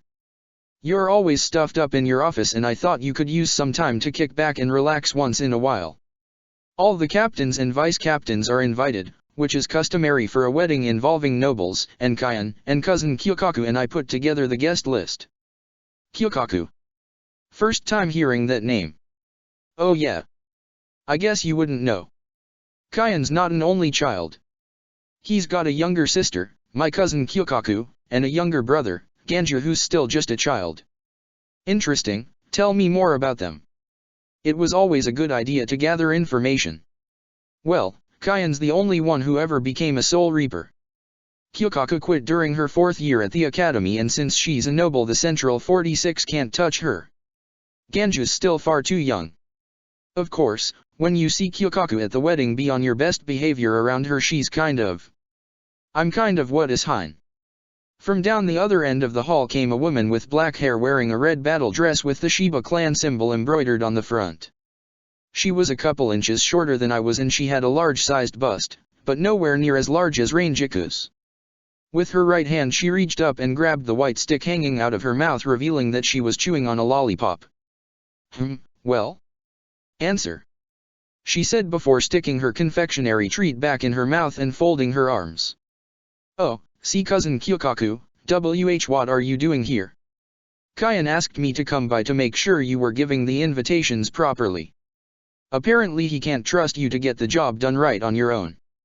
How sad. Kyokaku commented. Ahahaha. Ishine Fukutaiko laughed like an idiot and dropped to his knees in sheer terror. Why is he so scared of her? I wondered. I don't find her tough girl act all that intimidating. Not like Anohana Teiko's smile. I shuddered. Ugh, I don't even want to think about that. So, who's the twig? She asked. Twig? Well, you are kind of underweight, Lelich. Not the time. I retorted. Ah, yes, cousin, this is Lamperouge Lelich. He's. I know who he is. Kyokaku said, grabbing hold of the lollipop and yanking it out of her mouth again. You know who I am? I asked. Of course I do. What? Yuruaki and Kisuk never mentioned Kyokaku the Mad? The Shiba Spark Maker? No, of course they didn't. You were too busy hounding them and disbelieving of them to actually care about them. What? What is she talking about? Kyokaku put the lollipop back in her mouth. I know the story. You were after them and so iPhone betrayed you to them. Even now you're probably still after them, aren't you? That's not true. And now you go and lie to my face. Kyokaku responded. I heard the story about what happened in its bullocks. Kisuk and Yuruaki would never do something that evil. It's just not in them. Of course, someone like you wouldn't understand. Wait a minute, could Yuruaki's contact be this woman? I pondered. Perhaps this wedding is worth going to after all. Perhaps I could tell Kyokaku the real story while I'm there. Of course, since Aizen will be at the wedding, I'll have to do my best to steer clear of him and make sure no one hears us talking. You're a friend of my idiot cousin and that's enough that I'm not going to bar you from the wedding, but, Kyokaku grabbed my the hair and held me inches from her face. I'm warning you right now, if you do anything to undermine the good name of the Shibas, so help me, the amount of pain and torment I will rain down upon you will be so bad you'd find a fate by the infamous Anohana Retsu to be more preferable. Do you understand me? Kyokaku sneered at me. Why yes. Okay, now I know Ishine Fukutaiko is so scared of her. This woman is not good for my health. Kyokaku let me go, and by letting me I go I mean she threw my head towards the ground. Anyway, let's go Ishine. We have invites to give out. Right away cousin Kyokaku. Ishain cowered. I scuttled over to him. Your cousin is scary. I told him. You're lucky she's in a good mood. Ishain whispered. He considers this a good mood? I questioned. Ishain. Kyukaku called for him. Coming. Ishain ran up to follow his cousin. I got up from the ground and went to Yuna's office. Paperwork for you, Yuna. I told her. I heard the commotion outside. She said.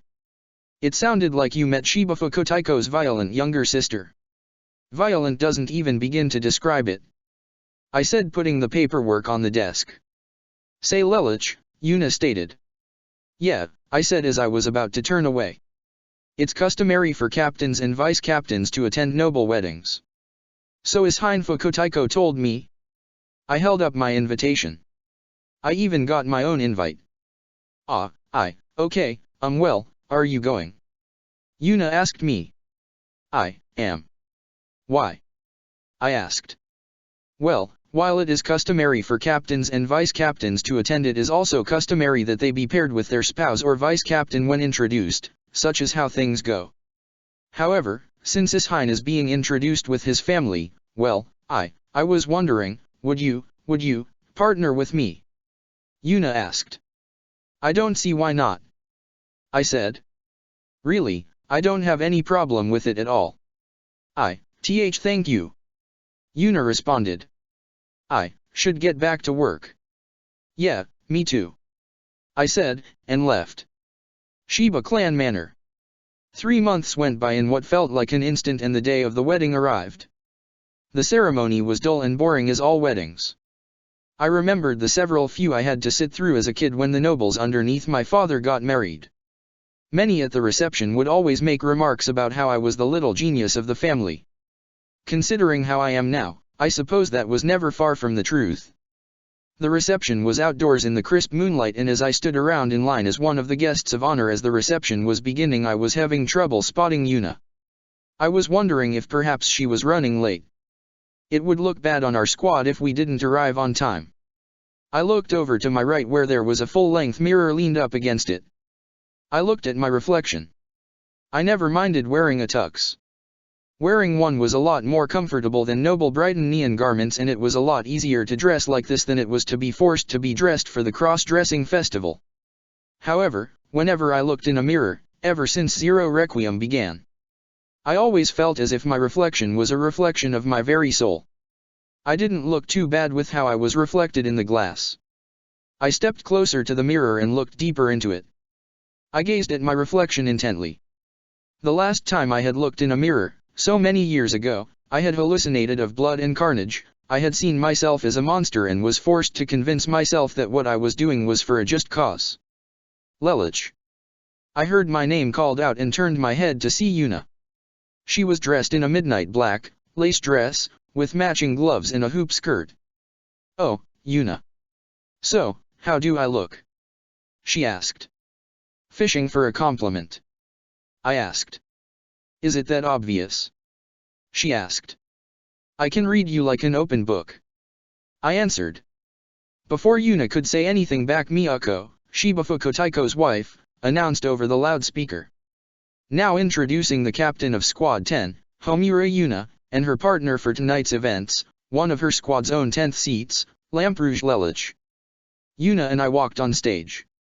I saw the various single women shooting me looks like they were dying to take me to a little backroom and have their way with me, or have me have my way with them. I kept a straight, stern face as I walked with Yuna. Smile a little. Yuna told me. I don't smile. I told her. Boy, someone's sour. I'll say. No one asked you. After being introduced, Yuna and I were escorted to our table by the Shiba clan servants. I ordered something I hadn't eaten in a really long time, pan-seared duck with a grilled salmon steak served with a side of sautéed mushrooms. Well, aren't you a gourmet connoisseur? Yuna teased. I didn't want to say anything that might hint at the truth. I didn't trust anyone with my past, even Yuna. So I just said, it sounds appetizing. It's nothing I don't normally eat. I said. Well, all right. Yuna said. She ordered a filet mignon wrapped in bacon with a side of broccoli florets. And I'm the one with the upper-class palate. I joked. I'm a sucker for good food, what can I say? She responded. Yuna and I were alone at our table, all of the guests of honor pairs were sitting at tables of two. To add to the increasingly soothing and slightly romantic atmosphere, there was a large scented candle, handmade by Kyokaku herself, at each table. The only way Yuna and I could look more like a couple is if we started holding our hands and feeding each other food. I thought to myself, mocking the situation. The next thing I knew though, Yuna's hand found its way on top of mine.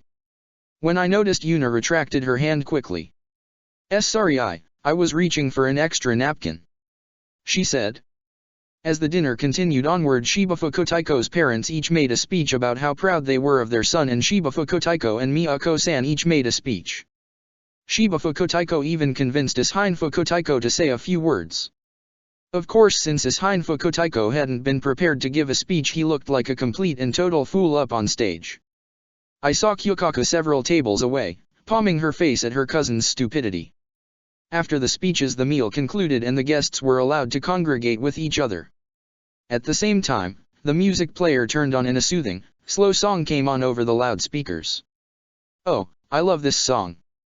Yuna got up from the table, but didn't take more than 7 steps before turning to look at me. "What? Do I have something on my face?" I asked. I thought you would be my dance partner," Yuna said. "Me?" I pointed to myself. "Yeah, come on." Yuna grabbed my hand. "Wait," I said, protesting, "I don't know how to dance. I'll just wind up embarrassing the both of us." "Come on, Lelich, can't you think of someone other than yourself for once?" Yuna complained. "Yeah, Lelich, can't you? You stay out of this," I ordered. "If you don't know how, then let me lead. I won't steer you wrong. Please, Lelich. Please, Lelich." Iin Tamashi echoed. "Both of you are annoying," I growled. "Have you never danced before?" Yuna asked me. "Well, no. I've never, not danced, but I'm really bad at it," I told her. If there's one thing I've learned, it's that anyone who says they're a bad dancer just needs more practice. Mari-sama taught me how to dance. "I can teach you too," Yuna said. "I'm fine just watching," I said. "Don't make me give you a direct order," Yuna hummed. I growled and got up and went with Yuna to the dance floor. Yuna and I moved in rhythm to the music. I was having a hard time avoiding being captivated by her long, dark green hair and her alluring red eyes. Dancing with her and standing so close to her felt so natural. Yuna was looking at me like she was the luckiest woman in the world. I couldn't for the life of me figure out why. Eventually I started to get the hang of the dance number and started to lead. A short while after I did that, Yuna rested her head on my chest, completely putting her faith in me. "You really are blind, aren't you?" Iin Tamashi asked. "What are you going on about now?" I asked.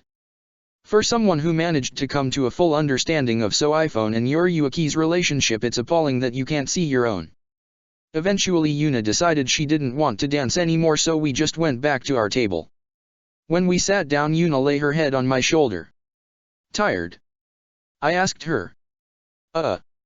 She responded. "I'm just content," she said. Clueless. Quiet. As we sat there together, I looked for a way I could possibly get a chance to talk to Kyokaku. Yuna was practically falling asleep next to me. She actually did eventually, so I just put her head on the seat of my chair and got up to go look for Kyokaku. "I'll wake her when it's time to go," I thought. I looked around for Kyokaku and found her sitting on a table downing an entire gallon of pineapple juice while everyone around her rooted for her. Kyokaku finished it in 2.4 minutes and people clapped and cheered. I learned a little later that she had beaten out Shibufuku Taiko by about half a minute. She noticed me as she wiped her lip.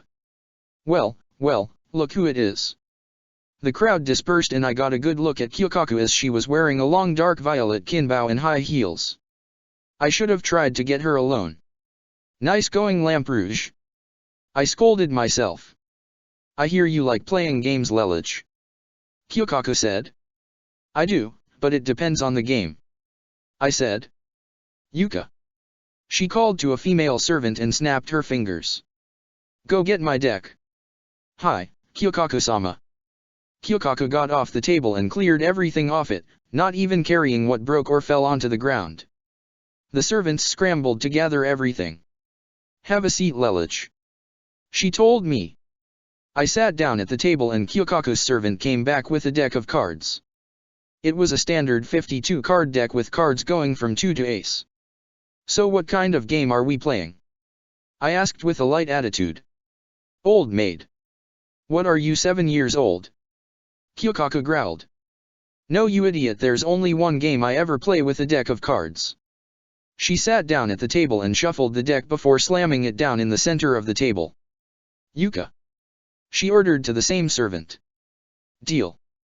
Hi, Kyokaku-sama. Surely you know how to play poker, Lelich? Kyokaku asked. I do, yes.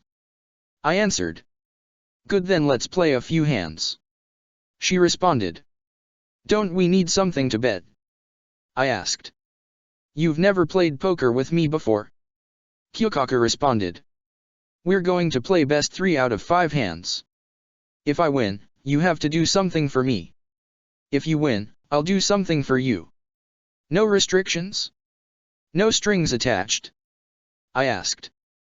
I'm a woman of my word and honor. If you aren't going to play though, you can go ahead and leave the party right now. Kyokaku sneered. I find men with weak stomachs appalling. Then let's play. I said. Kyokaku's servant, Yuka, dealt the cards and we were each dealt a hand of 5 cards. Without anything to bet, Kyokaku had made this game all about reading the other person and seeing what they were up to. The game became all about psyching out the other. It was also about pure luck of the draw. On the first round my starting hand was the ace of spades, the 7 and 8 of clubs, the 7 of diamonds and the 6 of diamonds. Well, that's rather simple. I discarded the 6, the 8 and the ace and drew 3 more cards. I was now holding 2 kings and the 6 of clubs. Kyokaku only discarded 1 card from her hand. Ready?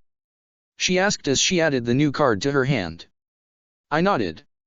She put her hand on the table.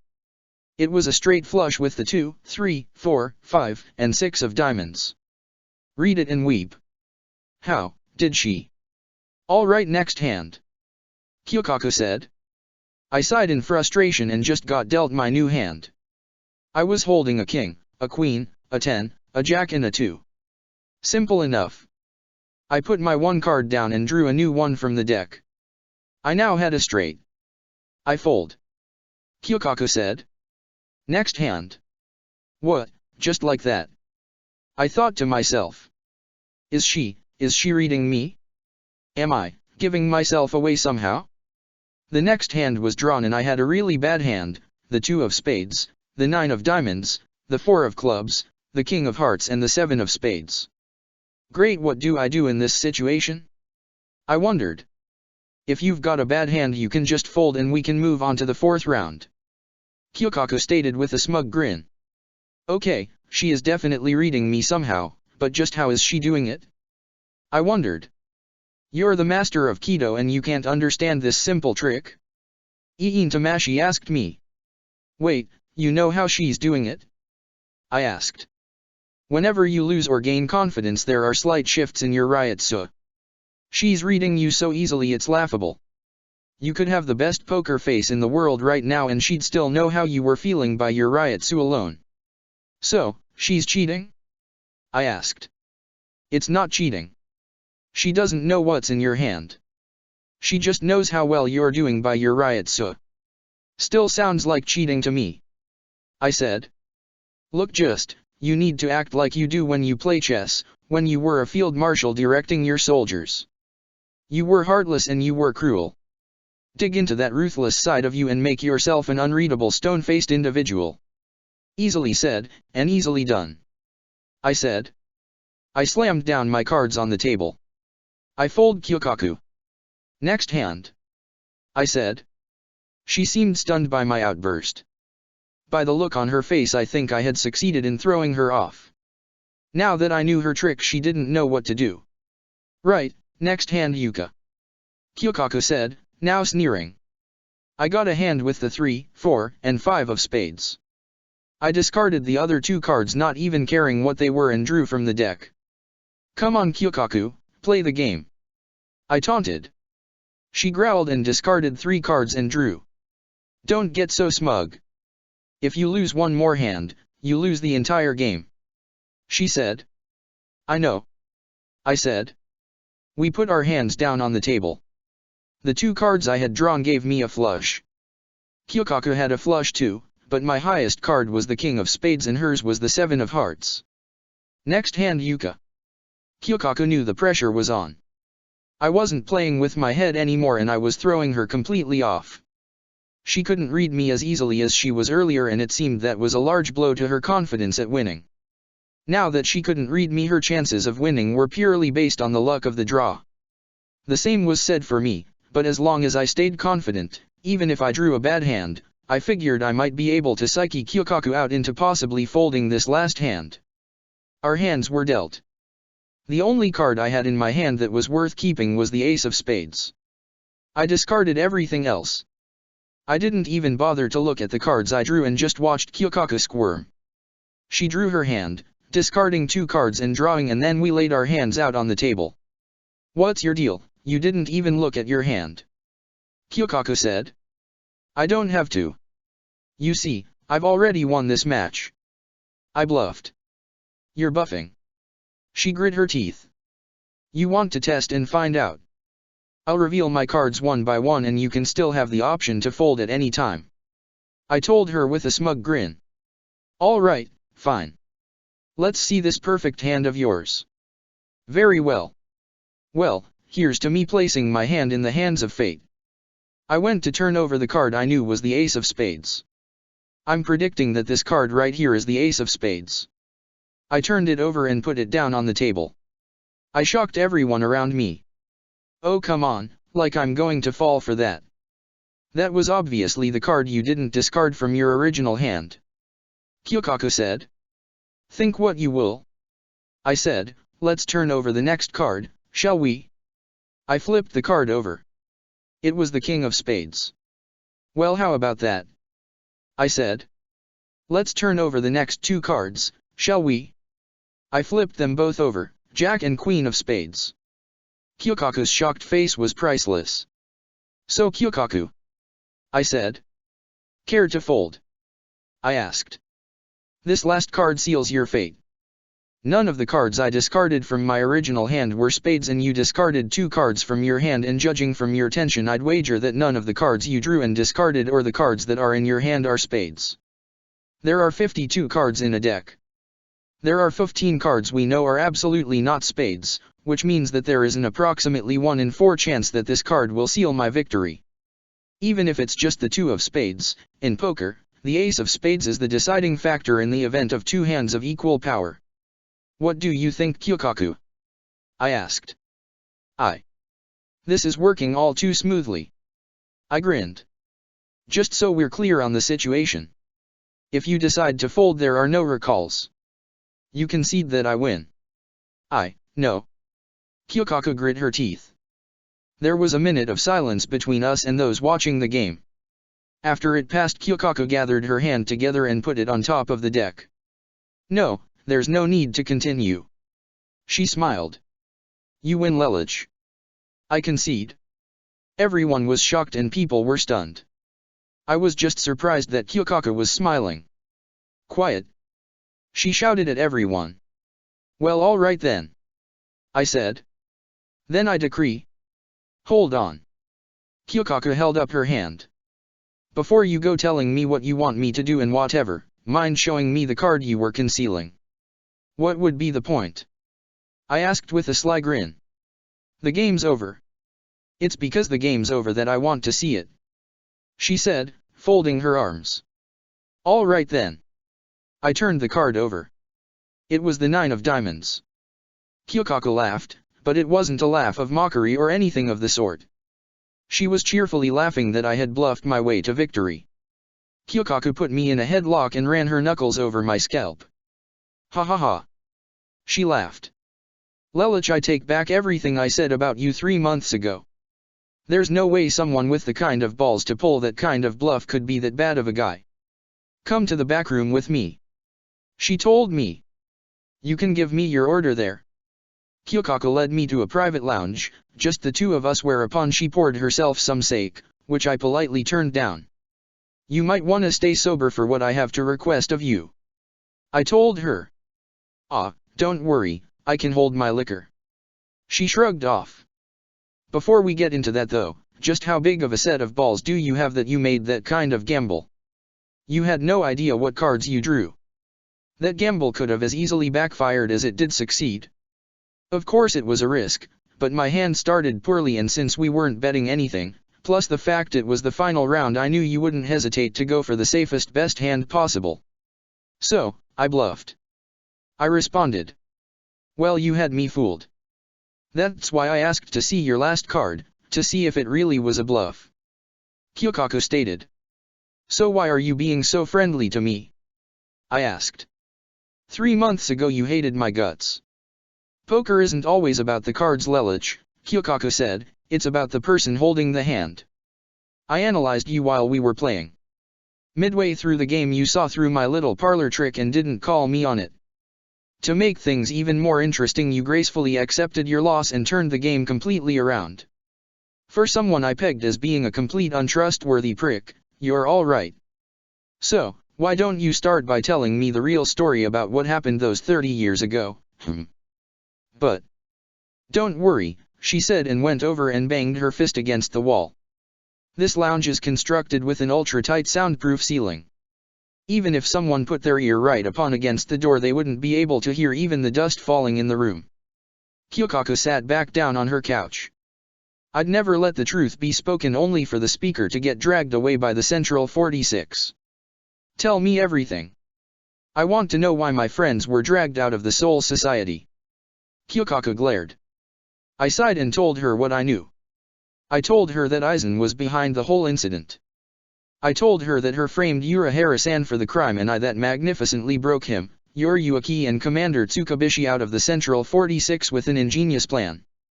Kyokako sat there and listened intently. So, Aizen's the rat bastard to blame, huh? She asked when I finished. I always knew there was something fishy about that guy. No one can be as nice of a guy as he makes himself out to be and not have some skeletons hiding in their closet. So, now about what I want from you. I said. Go right ahead. Kyokako said. Tell me everything you can about your relationship with Yoriyuki Shihoin that would be relevant to my taking down Aizen. I scowled. Ho ho, so you're interested in bringing the big guy down, are you? Kyokako said. Any chance there's room for a partner in your ploy? Possibly. I answered. Then I'm getting in on this bandwagon. Kyokako said with a gleaming grin. Aizen's going to pay dearly for framing Kisuke and Yoriyuki. I told you about undermining the Shiba family honor when we first met. Of all the things we hold close to us in the family, friendship is one of the highest clan values. You mess with our allies, you mess with us. You need only say the word and I'll jump right in alongside you. Looks like you've made a powerful ally, Lelich. Iin Tamashi stated. I nodded. All right, but you can't tell Shibafuku Taiko. 3 can keep a secret if 2 are dead, huh? Kyokako asked rhetorically. All right, I'll keep this a secret from Kyan as much as I can. I can't make guarantees. My older brother is sharp as a tack. The moment he catches wind of my unnatural actions, he'll want answers. Of course, I can get him to join us if he starts to make a fuss. She can make ever her older brother cower before her? I thought to myself. Now as for the answer to your question, Yoriyuki and I go way back to when she, Kisuke and I were all children, but of course you just want the juicy details. I'm going to take a stab in the dark here and say you met Yoriyuki in the world of the living and she told you she had a contact here in the Soul Society, who turns out to be me. Am I right so far? Spot on. I said. Maybe partnering with Kyokako won't be so bad after all. She's certainly rather perceptive. So then what you're looking for is what I've already given you, an alliance. Really not much else I can give you considering I didn't know Aizen was a complete and total bastard until you told me. Hyukaku stated. That's fine. I said. At least I have someone to watch my back. And if all else fails I can use the Shibas as a scapegoat if absolutely necessary. Well, then I guess our business is done for now. Hyukaku got to her feet. If I hear anything I'll send you a coded letter. Someone like you wouldn't have any trouble breaking secret codes. That I wouldn't. I grinned. So then, let's go head back outside. Hyukaku looked at her watch. The party's probably over by now. You should probably go get your captain, assuming she's still passed out. I realized that I had left Yuna lying there on the chairs and bit my lip. Oh, she is going to kill me. I thought to myself. I raced back to Yuna using a few flash steps only to find her still fast asleep on the chairs. I let out a deep breath. I have got some guardian angel watching over me here. I thought to myself. Or you're just having a lucky day. Don't let it go to your head. Thanks. You make a really good point there. I thought. You're welcome. Iin Tamashi loved to argue with me. I take away the argument, I take away her power. You suck. I ignored her outburst and sat down next to Yuna to get her to wake up. Hey, I shook her. Yuna, wake up. Yuna stirred and yawned. Her yawn was like a dove's gentle coo through the morning air. What time is it? Late enough that the party's over, I told her. We need to be heading back to the division. What? It's that late. She snapped awake. Oh my gosh, I'm sorry Lelouch. It's okay, don't worry about it. I guess she thinks I was at her side this entire time. It'd be cruel of me to tell her otherwise. Not to mention I can't tell her what I was really doing. Well, let's head back to the division then. Yuna stated. We walked back to the division together and upon reaching the front gates of the barracks Yuna turned to face me. Lelouch, I had the most wonderful time with you tonight. What do you mean? I asked. You don't get it do you? She asked. Get what? I asked. Gah. Baka. She shouted in irritation before grabbing my face and lowering it down to hers and kissed me passionately, as she had the day she left. She let go of me after a brief period. She was blushing. I put my fingers to my lower lip. My feelings towards you haven't changed. I know what I said when you saw me that evening, but I was just trying not to be selfish. I thought that my search and my training to get Bankai might get me killed, but now that I'm back, I have to know. I have to know how you feel about me. I need to know, if I'm wasting my time or not, with you. I told you. Iin Tamashi chimed. I was speechless. I didn't know what to say to her. Yuna was a good friend. Did I think of her as more than that? I honestly didn't know. I couldn't make a decision now. I had to tell her the truth. Yuna, I don't know, I really don't know, but I don't dislike you, or this, us. I said. I can't afford to be tied down. I can't let my emotions get the better of me. I see, please excuse me. Yuna ran off. That was cruel of you. Iin Tamashi said. But necessary. I responded. Even if I felt the same as she did to me, I probably would have responded the same. I can't let my emotions tie me down. I made that mistake with Colin. I made that mistake with Shirley. I made that mistake with Euphemia. And I made that mistake, with Nunnally. At least this way she won't be heartbroken. I told her that I didn't know and that will give her hope. After she gets over the shock that I don't reciprocate her feelings right now, it will only drive her to try harder. Essentially she'll be the one emotionally tied to me. Using even the ones who care for you as mere tools in your plan, you truly have awakened. Yes, I thought looking up at the sky, I believe I have. End of chapter 18. Chapter 19, Lelouch and Yuna take vengeance. Lelouch's POV. My investigation into Aizen was as dry as the riverbeds on Mars.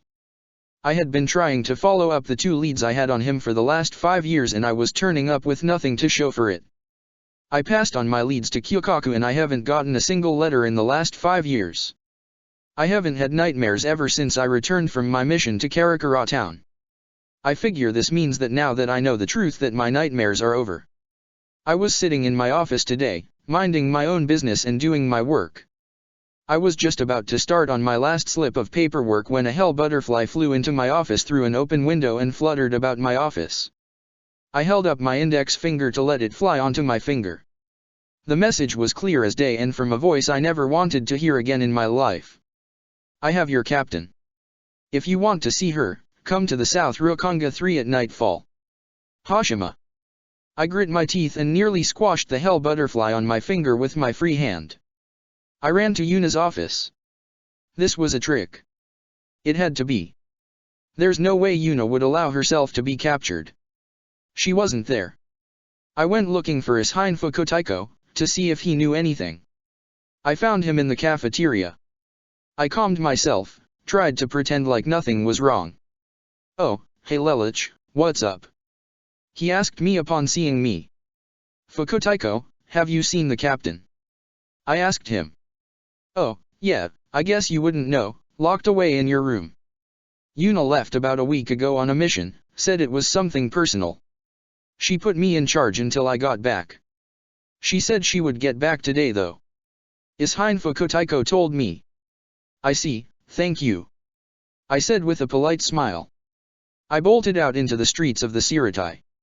He has her week-long assignment my foot. Damn you Hashima.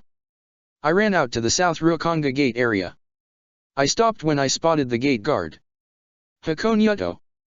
I looked up at the giant guardian. He looked down at me. Hakonyato, did Captain Homura come by this way recently? I asked. Of course she did, about a week ago, if memory serves. She was in a hurry, like something important was happening. Hakonyato told me. I see, thank you. I said and ran out into Ryokonga with Shunpo. I got as far as South Ryokonga 2 before stopping. It was the middle of the morning. I had all day to practice. Lelich, this is suicide. Not with geese it isn't. I told Iin Tamashi as I sat down and laid my Zanpakuto across my lap. I'm coming in. I had been practicing with Iin Tamashi consistently ever since I learned her power. I had fully mastered Kokoro Hase. Now all I needed to do was snap my fingers to activate the attack. I didn't even need to call it out. I had also fully mastered the shield ability. Now I could fully hold out a stable energy kite shield to protect me from attacks. Recently Iin Tamashi taught me a new technique. I basically wrap myself up in my cape and I can teleport instantly over short distances. Unlike Shunpo, which requires actual foot movement, my teleportation is instantaneous as if the Reishi particles that made up my body became translated to another area in the time-space continuum.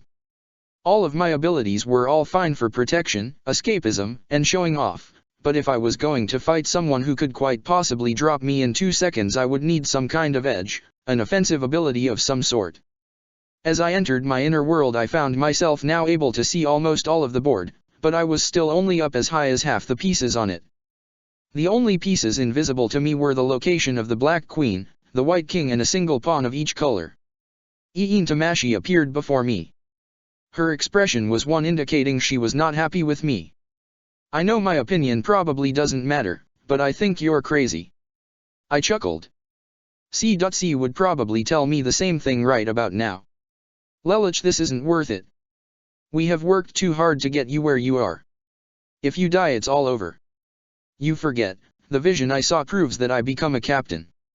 I said. Stop acting like you're invincible just because you saw something into the future. The timeline is not fixed, Lelich. Iin Tamashi told me. Who can say? I asked. What if I am not the first Lelich 6 Britannia to cross through this point in time? This cycle could have repeated itself across 1,000 timelines and the result is still the same. We don't know that and I'm not about to let you try. Iin Tamashi growled. I'm going to help Yuna whether you want to help me or not. She is my captain. If someone finds out that I knew she was in trouble and did nothing about it, then go back to the Siratai and alert one of the other captains. This isn't something you can handle. Iin Tamashi told me. Do you really think I'm so stupid as though I'm going to attack Hashima head-on? I asked. Iin Tamashi grew silent. Once I'm certain of Yuna's position, I'm going to use the third ability you've taught me, grab her and run until she is able to fight and then leave the rest to her. However, that's easier said than done. Hashima will no doubt have the ability to fight back against someone like me. Kido is just not going to cut it as a distraction. Shakkeiho, Okazen, and Sakasui are too weak without a chant at my level of riot, so to affect a captain, and Soren Sakasui and Hiri Kazoku Shintenreiho are too telegraphed and slow to execute in rapid succession. I need something more, something I'm hoping you can offer me. I flung my arm out at my side. Give me a blade of grass and I will create a meadow. Give me a rock and I will create a mountain. Give me a drop of water and I will create an ocean. Give a grain of sand and I will create a wasteland. Give me power and I will create a world. Stubborn as all hell, completely reckless and no consideration for your own existence, Iin Tamashi sighed. Very well, there is one thing I can teach you. It's one of the two offensive powers of your Shikai, but for a single opponent this one will prove far more useful than the other. Thank you, Iin Tamashi. I told her. You will not regret this. She formed into her sword form and I released her and emerged in my Shikai form, ready to practice. So, what do I do? Remember how you used your spiritual energy to create barriers? Iin Tamashi asked me. Yes. I responded. This is going to be similar, but you will be attacking instead of defending. She answered. I think I understand. I said. Give me some targets. Iin Tamashi created some human-sized chess pieces to fight me around my inner world. I did exactly as she suggested and focused my spirit energy to create black energy blasts from the palm of my hand. Depending on how I focused my energy, I could fire several weak ones in rapid succession. I could create a moderately powerful one which didn't take any time, but I could still only fire one. Or I could take aim, focus my energy really well and fire off a rather powerful shot, which exploded into a powerful splash attack. The first two varieties of my attack were the size of a standard Shakkeiho blast. The third variety was like three of them stuck together. It was when I used one of the stronger ones that I realized that these weren't just energy blasts. They were black fireballs. All three attacks flew far and fast. I measured for distance, speed, and velocity. I also learned that they were stronger in long range and point-blank range than in medium range. My shots would come off strong, slow down and then accelerate off towards long-distance targets.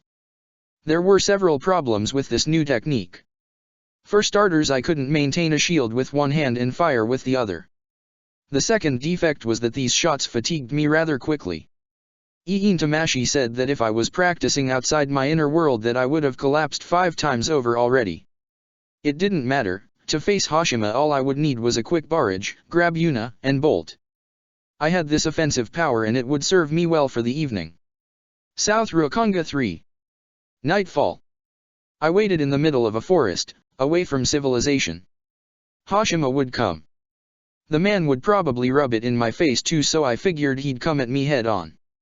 And he did. He came up from behind, but he walked at a slow pace and stopped a good distance away from me. He hadn't changed much. Other than the fact that his hair had become an unruly mess, still blocking one of his eyes and sticking out every which direction, he still looked the same. However, he no longer wore a Soul Reaper uniform. Instead he was wearing a form-fitting black shirt that showed off his intense muscle tone and pair of bright blue jeans. Looking for someone, Lamperouge Lelich. I'm flattered that you remember my name. I said with a snarl. How could I send you a hell butterfly if I did not? He asked. Don't play around with me. You don't need a name to send a hell butterfly, only an image. But that doesn't matter. What have you done with Yuna? I asked. First name basis towards your own captain. She means more to you than I thought. Hashima chuckled. Where is she? I asked through gritted teeth. If you want her back, perhaps you'd consider playing a little gentlemanly sport first. He asked. Damn him. I can't use my geese. I haven't forgotten his Zanpakuto's special power. For all I know I could be talking to an astral image. I won't waste my edge. What kind of sport? I asked. The usual kind. Hashima drew out his sword. We fight like men. Last one standing is the victor. Shit. I drew out my sword and made to block as Hashima came flying at me. My necessity to block was proven unnecessary when a blade intercepted Hashima's attack. Green hair cascaded in front of my eyes. Yuna, she's okay. That was quite the nasty trap you set for me. Yuna spoke to Hashima, pressing her sword into his as she protected me from his blow. When you called me out last week and told me to prepare, I didn't think you'd try to drag Lelich into this as well. The Soul Society declared you legally dead and no longer a threat considering you haven't done anything over so many years, but I knew you were still alive, just waiting for a chance to strike back, and here we are. Yuna pushed back Hashima back to his original starting position. Lelich. She spoke to me. I want you to watch and observe carefully. If I am unable to defeat Hashima, it'll be up to you to finish the job. You can count on me. I told Yuna and found a safe place to watch the fight, namely several meters away from her and Hashima, just within the forest, with a Kido barrier surrounding me to shield me from their Ryotsu. Then let us begin. Hashima held out his sword upside down with his hand. Burst, Kamuri Akuma. Instantly several clones of Hashima appeared and surrounded Yuna from all angles. Motivate, Yogo Kaikai. Yuna released her Zanpakuto and created the black two-handed sword I had only seen her create once before. With a fierce 270-degree spin she wiped out all of Hashima's clones with a fierce gale force strike. They all disappeared into wisps of smoke. Hashima came leaping from on high into the air. Yuna sidestepped his attack and swung. She swung right through it and it also disappeared. Yuna, behind you. I shouted. Hashima came from out of the forest and attacked Yuna with a pivoting sweep. She met him with her sword as the ground tore up around Hashima. Chikyu no Kiba. Fang of the earth, stalagmites rose out of the ground and swallowed Hashima like a pair of jaws. However, that too was but an illusion. Hado 73, Soren Sakasui. The blast of energy came from far away. Yuna let out a fierce battle cry and swung her sword. She used a high-pressurized wind attack to slice through the Kido and attack Hashima from where the attack had come from. Hashima then appeared behind her via Shunpo. Yuna blocked backhanded with only one hand on her oversized sword. She pointed her free hand over the shoulder. Hado 4, Byakurai.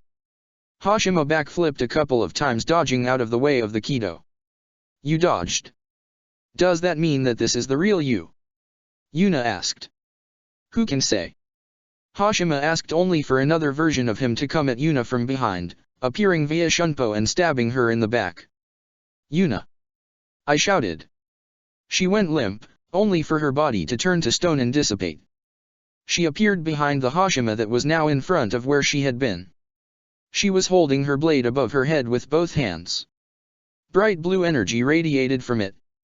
This is Hado 77, Tentsubasa. Heaven Blade. Yuna's Shikai became a bright blue energy sword that extended off 3 times her sword's normal size. She swung down and crushed both Hashimas in her wake. The energy dissipated and Yuna was left holding her Shikai. She immediately turned and leapt out of the way as a Sakasui blast went sailing past her. Hado 33 Sakasui. She fired it back where it came from only to turn, pivot, and swing low, destroying another one of Hashima's clones. Come on Lelich, think this through. I thought to myself. There's gotta be some way to determine where the real Hashima is. Something in his movement or their attack patterns that indicate where he is. Come on, think. I closed my eyes and that's when I was able to pick up on all Ryotsus in the general area. There were only 3, mine, Yuna's and Hashima's, but that was all I needed to be able to detect. There were also multiple strands of Hashima's spiritual pressure. So that means they're all him, but the Ryotsu of each individual clone dissipates when it's felled. However, maybe if I stay like this I can pick something out. I followed the battle with my 6th sense entirely. After a few rounds I noticed that one of the Ryotsus wasn't moving. I opened my eyes. There was nothing where there was the motionless Ryotsu to see. Wait, Could he have activated Bakudo 26 before the fight started? Only one way to find out. I dispelled my Kido barrier. Bakudo 61, Rikyu-Koro. I took aim at the empty air. When it slammed into the air instead of collapsing, I knew I had something. Yuna. I called to her. She let out a battle cry and slashed Hashima down the center, ripping through my Kido, and causing him to appear. He bled.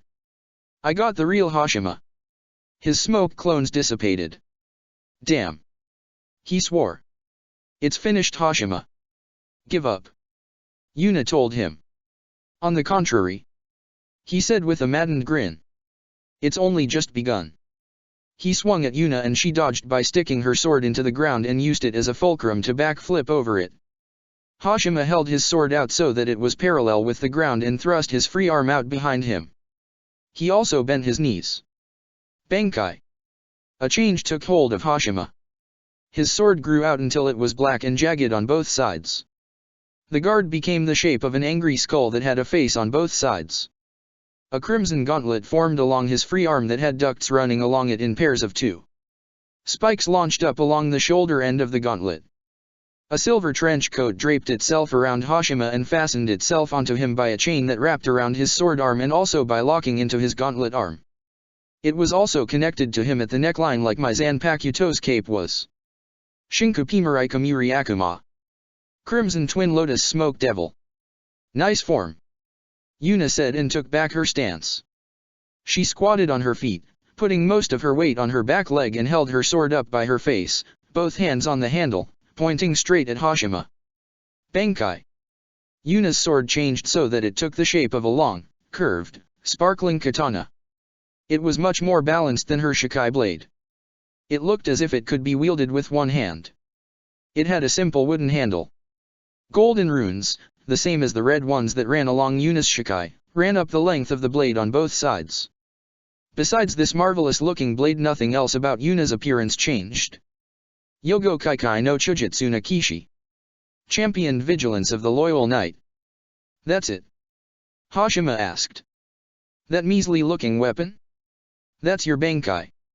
He asked. Don't mock it just because of its size. I worked for a long time to get this power, the power to crush you once and for all, Hashima. Then let us put that power to the test. Hashima held up his sword. I'm ready when you are. Yuna and Hashima went at each other and collided swords. Although Yuna's sword could be wielded with one hand, she insisted on wielding it with 2. I guess her free hand had to do something. The handle was long enough for both hands. Hashima came swinging down. Yuna swung across and then had her blade ride the ridges in Hashima's blade, causing him to stumble forward. Yuna brought her sword down only for her blade to slice through Hashima's coat as if she were cutting smoke. What? Yuna gasped before Hashima took a swing at her. She blocked with her blade. My Bankai takes my illusionary powers one step further and allows me to transform any part of my body into smoke. In this form I am one with my Zanpakuto. He spun in a counter-clockwise motion and aimed at Yuna's neck. Her body dispersed into a spectrum of light. She reappeared right behind Hashima and charged straight at him, sword at chest level. She made to run him through, but his entire body dispersed into mist. He reformed after Yuna passed through him. She turned on a dime as he reformed his body. Impressive, so that little sword of yours isn't just for show after all. Hashima commented. One does not need to be flashy to be a true master of the blade. Yuna replied. Your power is cowardly. If you truly wish to finish this, then abandon your cowardice and face me head on.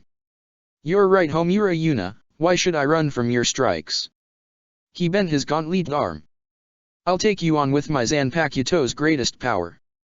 Thick fog began to disperse from Hashima's gauntlet. It encompassed the area and made things too hard to see. What will you do now, Homura Yuna? Hashima taunted. Can you face an opponent you cannot even see? A bright light shone through the center of the fog and then completely dispersed it. Hashima was left in a daze, and the source of the light was Yuna, holding her sword above her head. She took aim at Hashima, sword glowing as bright as the sun itself. Teiyaga Sei Hoki. Solar Fang Purifier, Yuna swung her sword with all her might as a white energy arc came slamming off of Yuna's Zanpakuto and collided with Hashima while he was still disoriented. His trench coat became shredded and he was now bleeding down the front of his chest. Yuna came at Hashima with a leaping strike, both hands on her blade. He blocked with his sword. Yuna slid her blade along Hashima's blade and then slashed him along his shoulder line. He retreated back and used his gauntlet to spray mist about the area. Yuna was attacked from her right flank, but as Hashima swung down, a spectrum of light followed Yuna as she took several steps forward, causing Hashima to miss his swing. What's going on? Is this the power of your Zanpakuto? Hashima grit his teeth. Yes. Yuna held up her sword with one hand. Yogo Kaikai grants me the power to command the four naturally occurring elements in nature: air, earth, water, and fire. However, there is a fifth element that exists in nature that is more powerful and more abundant in all the world, and that is light. To control and bend light to my will is Yogo Kaikai's true power. But how are you doing it now? It's the middle of the night. Hashima growled. There is always light, even in the deepest shadows. We humans see in many different colors. As long as there is visible light, I can use Yogo Kaikai to light up even the darkest shadows, illuminate the thickest fog and smite the evilest of demons, like yourself. Yuna explained. So her power is fixed upon light? I suppose it's a good thing she and I are not together. My soul is far too stained with darkness. I thought to myself. I've already figured out how your Zanpakuto works, Hashima. Yuna declared. You can fade into smoke, you can create smoke, and you can turn your body into smoke. Just because you know the trick does not mean you can best it. Come, Hashima held up his sword, I will show you how conceited those thoughts are. Yuna gripped her sword and swung it with tremendous force. Teiyaga Seihoki. She struck Hashima with a fierce attack and then ran forward and plunged her sword deep into Hashima's gut. When I saw what had occurred, Yuna had her sword plunged deep into Hashima's body. His head was lazily rolled back. Something wasn't right though. I could still feel Hashima's Ryutsu and it wasn't waning. Wait, no, don't tell me. Yuna, look out. I shouted. Hashima smirked and then kicked Yuna off him, revealing that he had turned the spot where she had struck him into smoke, preventing her from doing him any harm with her stab. He then twirled his sword, put both hands on the blade, and struck down Yuna's body from shoulder to opposite hip. Yuna. I ran over to her as she fell to the ground onto her back and stopped Hashima as he went to deliver the final blow, blocking his attack with my drawn Zanpakuto. No. I declared. I am a former Captain Lelouch, you cannot hope to defeat me. Hashima scoffed. Before I even had time to blink, Hashima's sword was through my shoulder. It was a sharp, stinging pain. It hurt badly, but the wound was not damaging enough to make me lose consciousness. I played possum. I dropped my sword arm and free hand at my side to try and see if Hashima would go on to brag about his reasons for doing all of this. I figured he might. He was an arrogant and naive type of villain. If he believed victory was assured, he'd start mocking his fallen enemies. And I was right. You cannot stop me, Lelouch. Akari could not. Homura Yuna failed and now you and your captain will die. It's quite pathetic. Aizen will be quite pleased with my work. What the hell? I pretend to be in severe pain. Does Aizen Sosuke have to do with this? Oh, you didn't know? Well, I suppose it doesn't matter since you're about to be dead soon anyway. Akari didn't know. She was convinced I was the real threat. Homura Yuna figured it out though. She knew Aizen and I were connected, but she never put two and two together. I assumed with how close you two were that she would have told you, but it appears I was mistaken. You see, Aizen and I are both after the same thing, we both want revolution for the Soul Society. It was his idea and after finding out about it I decided to help. You want revolution? I asked. Your so-called revolution demands that you kill honest, hard-working soldiers like Akari Teiko and banish good-natured men like Urahara Kisuke. They were all fools. They all have the power to act, but they squander it and waste their days away, protecting what should be destroyed and rebuilt. Hashima boasted. So, your objective is the royal dimension? The Soul King? I asked. Indeed, but we have not the numbers to challenge the Soul Society. We also do not have the ability to enter the royal dimension. Surely you know the reason for that. Hashima stated. The Oken, of which only the Captain Commander knows its location. I answered. Precisely. However, Aizen believes there might be a way to create an Oken of our own. Hashima explained. And what about you? What's your role in all this? I asked. I am to act as the red herring. As long as the Soul Society commits resources to taking me out, Aizen can work in peace without people being aware of his true nature. Hashima stated.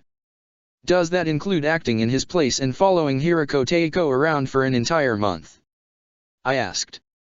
Ah, so you are aware of this whole affair after all. All the more reason to kill you. Hashima stated. I smirked. I think that about covers everything I need to know. Thanks, but I plan to keep on living. I grabbed hold of Hashima's sword arm and then plunged my sword deep into his heart, shoving it all the way in. Hashima chucked me away. I quickly scampered to my feet. My sword acted like a plug on Hashima's wound. If he carelessly removed my sword, he would bleed out in seconds. He also couldn't charge at me to take me down. His Bankai disengaged. I was winning. Damn you! Hashima panted. Hashima, if you and Aizen truly wanted revolution, you should have just asked me. I have my own plan for recalibrating the Soul Society that doesn't involve the bloodshed of innocent people. I declared.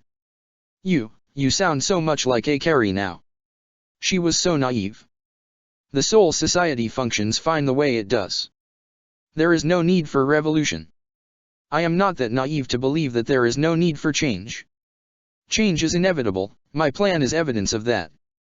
There are things that must change in the Soul Society, but for change to occur, trash like you and Aizen need to go first. I told Hashima. Wait, perhaps we can work together. Hashima dropped his sword and extended his arm to me.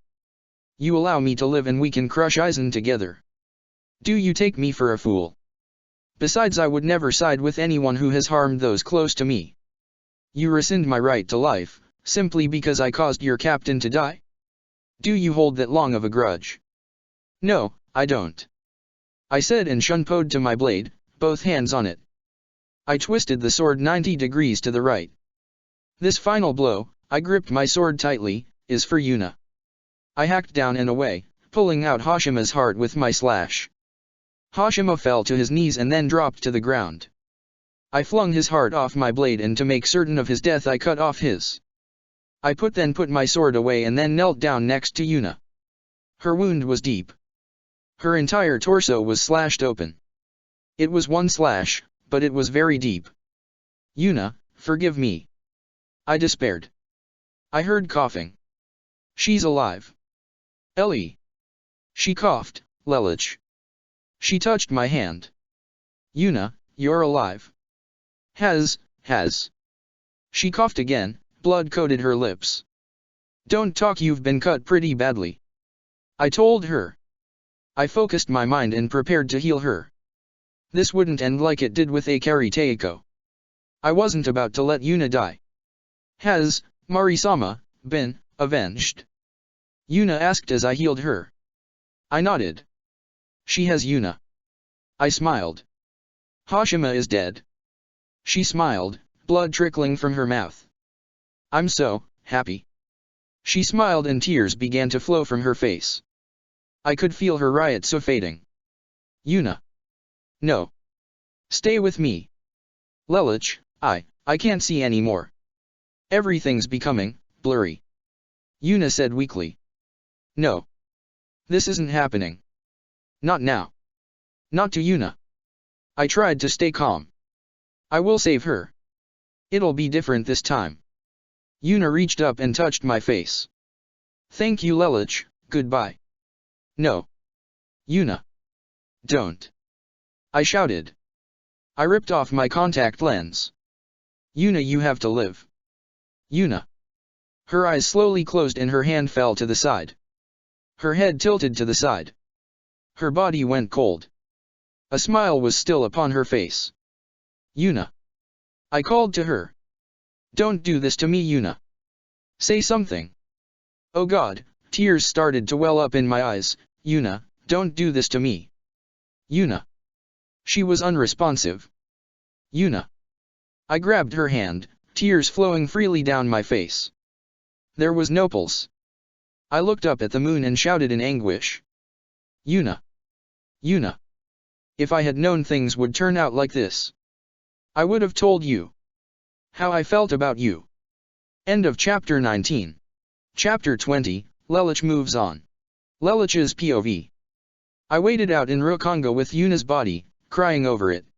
4th Division came in response, having felt the riot from Yuna's Bankai. I was in such a state of shock, I hardly remember much of what happened next. I remember Rangiku and his Hine being there for me, to ease my pain. Yuna was dead, and it was my fault. I should have listened to Iin Tamashi, I should have told one of the other captains. Yuna would have disliked it, saying how Hashima was hers to kill, but at least she would have been alive.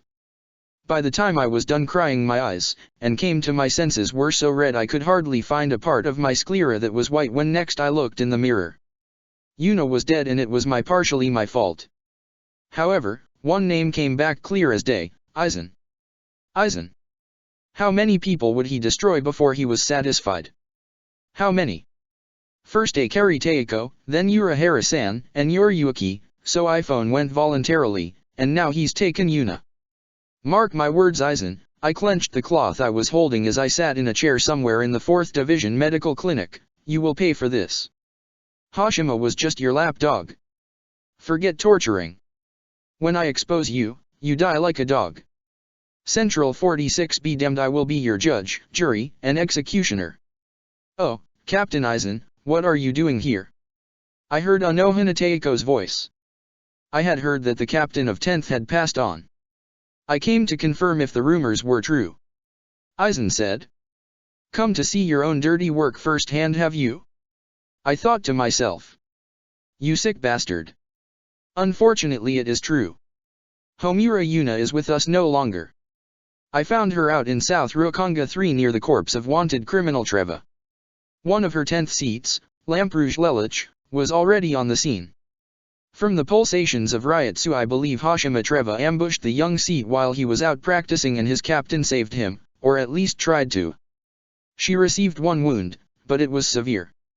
When she was cut down I think Lelouch must have jumped in the way. He has a wound in his shoulder that I had Sanashuk patch up.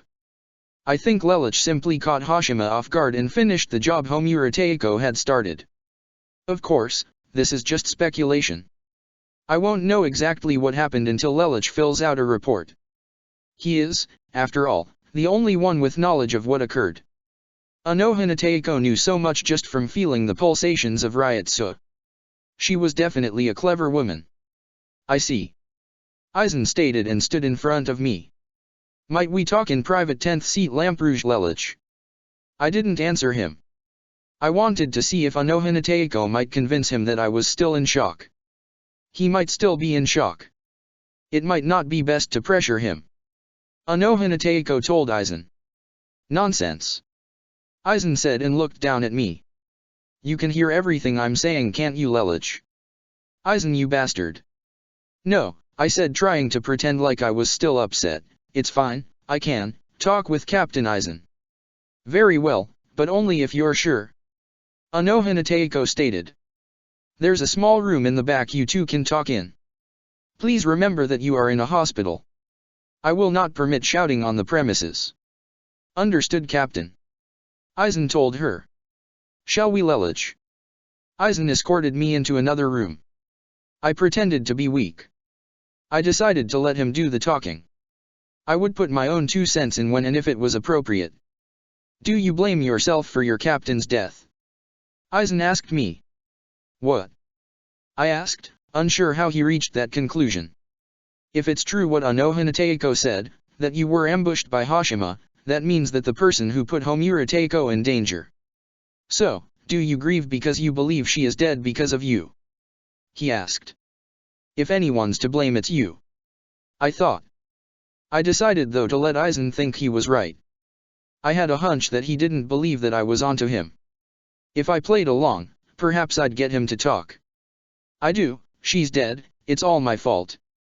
Power is a necessity in order to protect those we care about. Did you care about Homura Yuna? Aizen asked me.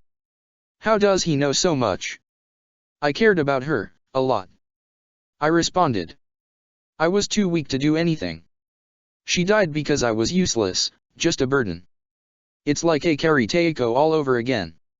What if I said that it was within my power to give you the power you needed to protect anyone you wanted? Aizen offered. Bingo. What can you offer me? I tried to look as pathetic as possible when I looked up at Aizen. I believe in a changed world. Hollows, pluses, Soul Reapers, they all have power, but none of them have the type of power needed to change the world. I am working to attain that power, to stand at the top without equal and change the world. However, someone of your intellect would be of great benefit to my plans. I am not a selfish man, I could always use a partner. This is it, Lelouch, don't screw this up. But, I said, still putting up my pathetic facade, that's treason, to go against the structure of the Soul Society is. Is what, Lelouch? Forbidden by law? Laws are made by the ones who have power. Even at the rank of a captain I do not have the power to change the Soul Society. I must keep climbing higher. I believe you have the power to hasten the process of our growth. I can help you, train you, teach you everything you know, and all you have to do is join forces together with me. I finished being pathetic and grew serious. And if I refuse, what's to stop me from reporting you to the Central 46? You are taking a big gamble trusting me with all of this information. Who do you think the Central 46 would believe in that situation? Aizen asked me. I smirked. You, of course, you're the captain. But let me ask you this, what happens to me if I refuse? Do you think I will let you have your revolution peacefully? You are a 10th seat. You have no power to stand up to me. If you refuse, you may simply pretend as if this conversation never happened. My revolution will happen with or without you. I am simply offering you a chance to join the winning side. Aizen replied. You don't consider me a threat, do you? What I have in intelligence, I lack in spiritual power. You don't think I can stand up to you, and that will be your undoing. May I have some time to think about it? I asked Aizen. Of course. Do not keep me waiting too long though. I am looking forward to your answer. Aizen told me. Of course not. I told him. The all is well and good then. I will see you another time. Aizen left the room and disappeared out of sight. Aizen, you are blind. If you think I cannot stand up to you, simply because I am weak, then you will be in for a rude awakening. I will become a captain, and I will stop you. However, I simply must thank you. Had you not decided to speak to me, I think I might have lost sight of my goal. Yuna, I am sorry I could not protect you from getting caught up into this, but I will honor your memory. I will finish what you and Akari Teiko started. I will kill Aizen Sosuke. Lelouch's inner world. I was practicing with Iin Tamashi, trying to get a better foothold on the new power she had taught me. 2 years have passed since Yuna died, and I have been pushing myself hard to master Iin Tamashi's power. I was determined to become as strong as I could. She said she had one last technique to teach me, but she said I was not yet ready to learn it. She said I had lost the cruelness and apathy I had when I was alive. She said I had worked hard to become more and more cynical since we first spoke with each other, back when Akari Teiko was fighting for her life. I had awakened to my old self slowly, but surely over time, but I was not where I was when I was alive. She told me that breaking down and going into shock like I did when Yuna died was proof that I was not ready for the last power. And what was I supposed to do, just accept the fact that she died? I shouted. You went into panic and nearly fell into despair. Your worst enemy snapped you out of your funk. How does that make you feel? That he needs to die, and quickly. I answered as I used my fireball power on a nearby enemy Iin Tamashi had created. That kind of irrational thinking is what nearly got you killed against Hashima. Where is the critical thinking, mastermind Lelouch 6 Britannia that created an ingenious plan to break Yoryuki, Urahara, and Tsukubishi out of Central 46? Where is the Lelouch that geased the guards in front of the 3rd Division to catch Hashima red-handed? I want to see more of that Lelouch. Iin Tamashi told me. I'm working on it, I said. Well, work harder. Iin Tamashi told me. Irasa led her back into sword form and she appeared in spirit form. Do I piss you off? Yes, you do, I told her. I'm sick and tired of you dumping on me. I'm sorry if I don't impress you, but I don't have to do anything for you. You do, if you want to continue to gain my power. Iin Tamashi stated. I have my sights set on Aizen. I have a real enemy I want to take down.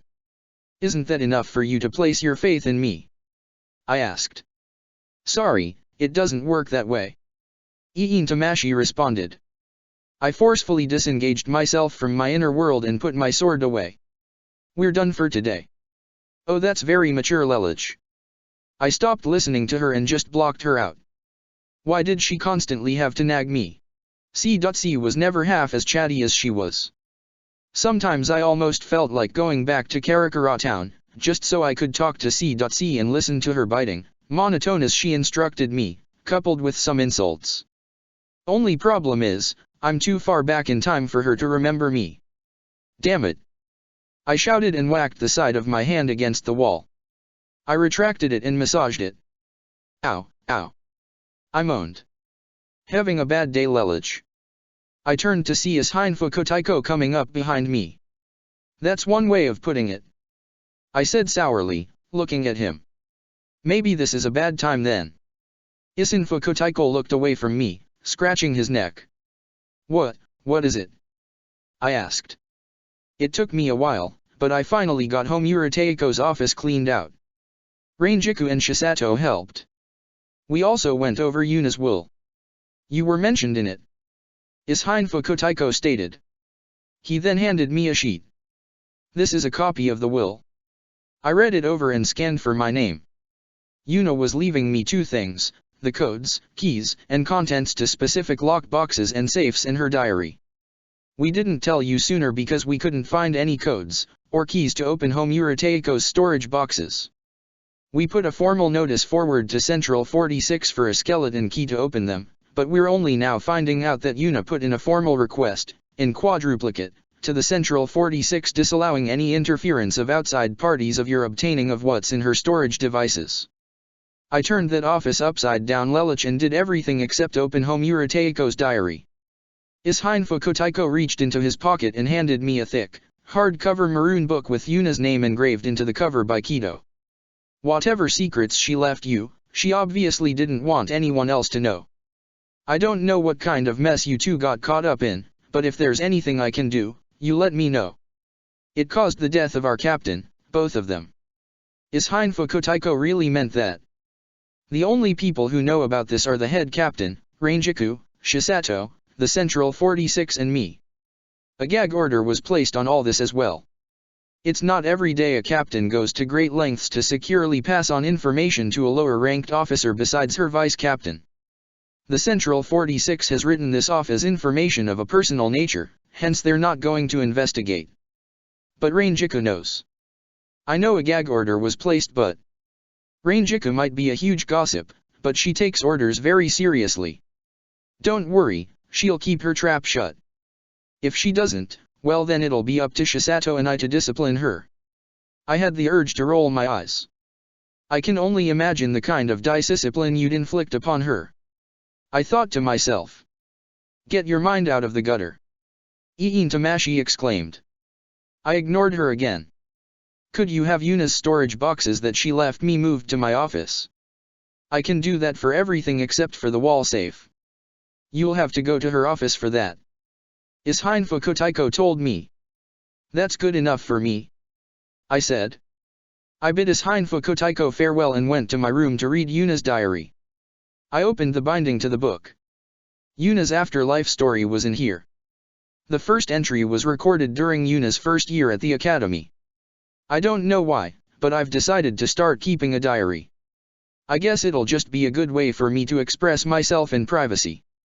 A week ago, at my entrance exam, the captain who surveyed my entrance exam was the captain of the 10th Division, Akari Mari. She's so beautiful. I've read up on her. If there is a higher power that exists, then I hope it knows and grants my desire to be put into Captain Akari's division.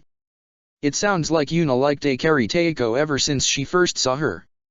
I thought to myself. I kept reading. The next 37 entries all pertained to Yuna's time at the academy. She seemed to have a much easier time at the academy than I did. Her first entry after graduating was that she was so happy to have been given a seated officer's position in the Godiai, and most of all in Akari Taeko's squad. Yuna started off as a 16th seat. She worked her way up from the bottom. She was completely devoted to Akari Taeko, and it seemed Akari Taeko recognized her talent and devotion. Yuna became a vice captain when Akari's current lieutenant was promoted to the Royal Guard at the behest of head captain Yamamoto. This was over the course of only 4 years. 4 years of hard work and determination, and Yuna reached vice captain rank. She wrote about how happy she was. For the last 2 months Captain Akari has needed a new lieutenant and she picked me. She picked me. I'm so happy. I've reached my ultimate goal that I set out to do when I became a Soul Reaper. Akari Taeko even remembers when she saved my village so many years ago. I will be forever loyal to her. A few entries after that detailed Yuna's work at Akari Taeko's side. One of the entries after her becoming Akari Taeko's vice captain was particularly interesting. I know I've always liked men and women alike, but I always thought that my devotion to Akari Taeko would remain just a fantasy. However, she feels the same. I'm so happy. Akari, no, Mari-sama and I, for us to always be together, I've decided that that's all I want out of life. I had a hard time reading the next few entries without being aroused. Yuna described some of her and Akari Taeko's exhibitions with a little too much detail. I don't know if Yuna meant for me to read these particular entries, nevertheless I couldn't help but look. There was an entry dated about 2 decades later that caught my attention. Today I met a Shino Academy student. I love Mari-sama, I do, but that student, Lamprouje Lelich, he's just so handsome. What would Mari-sama say? Maybe she would consider welcoming him into our bed. I don't dislike the idea. Yuna, are you sure you're okay with letting me read this? I wondered. Then again I guess I was bound to find out sooner or later. I'm sure you figured you and I would fall in love with each other someday. I stopped my train of thought and kept reading. Lelich is in my squad. My squad. I don't know if the higher powers are torturing me or rewarding me.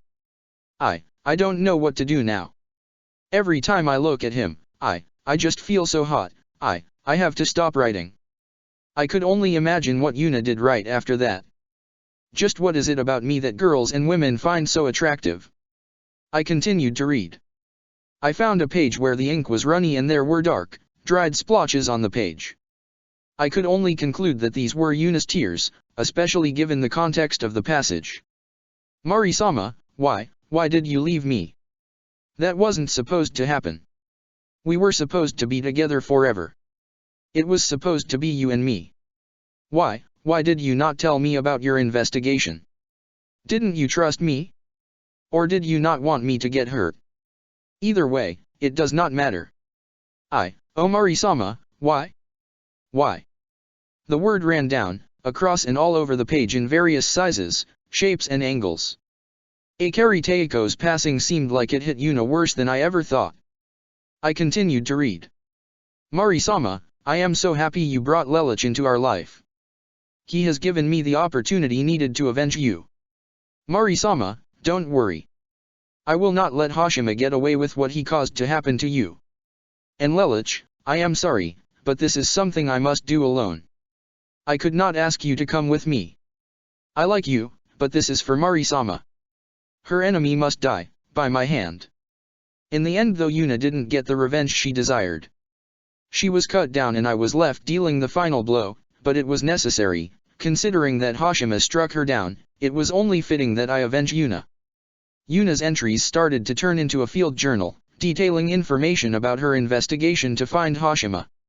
One page had the words, Hashima must die, written all over it, and another had a fantasy of Yuna of what she wanted to do to Hashima once she found him. It was not unlike what I planned to do to Aizen. She mentioned me several times, about how much she missed me. One entry also detailed us having sex. She loved you dearly. Iin Tamashi said to me. I know, I wish I didn't though. I told Mizan Pakuto. One thing I found rather interesting while Yuna had been with Akari Teiko several times, according to her entry of us being together, she had never been with a man once. I knew because part of her entry about us doing it read. I have not had the pleasure of feeling a man I love inside me. Mari-sama was the first time I ever had close contact with another human being. I will save myself for Lelouch. Our time will be special. I wonder if the fact that you're also a virgin would have changed her mind. Iin Tamashi joked. I growled. Oh, touchy, touchy. I continued to read Yuna's diary. The investigation is over, but I care not. Over the course of time I have started to master Yogo Kaikai's true power. I will not give up now. I am so close. Lelouch, please wait for me for just a little bit longer. My path is clear.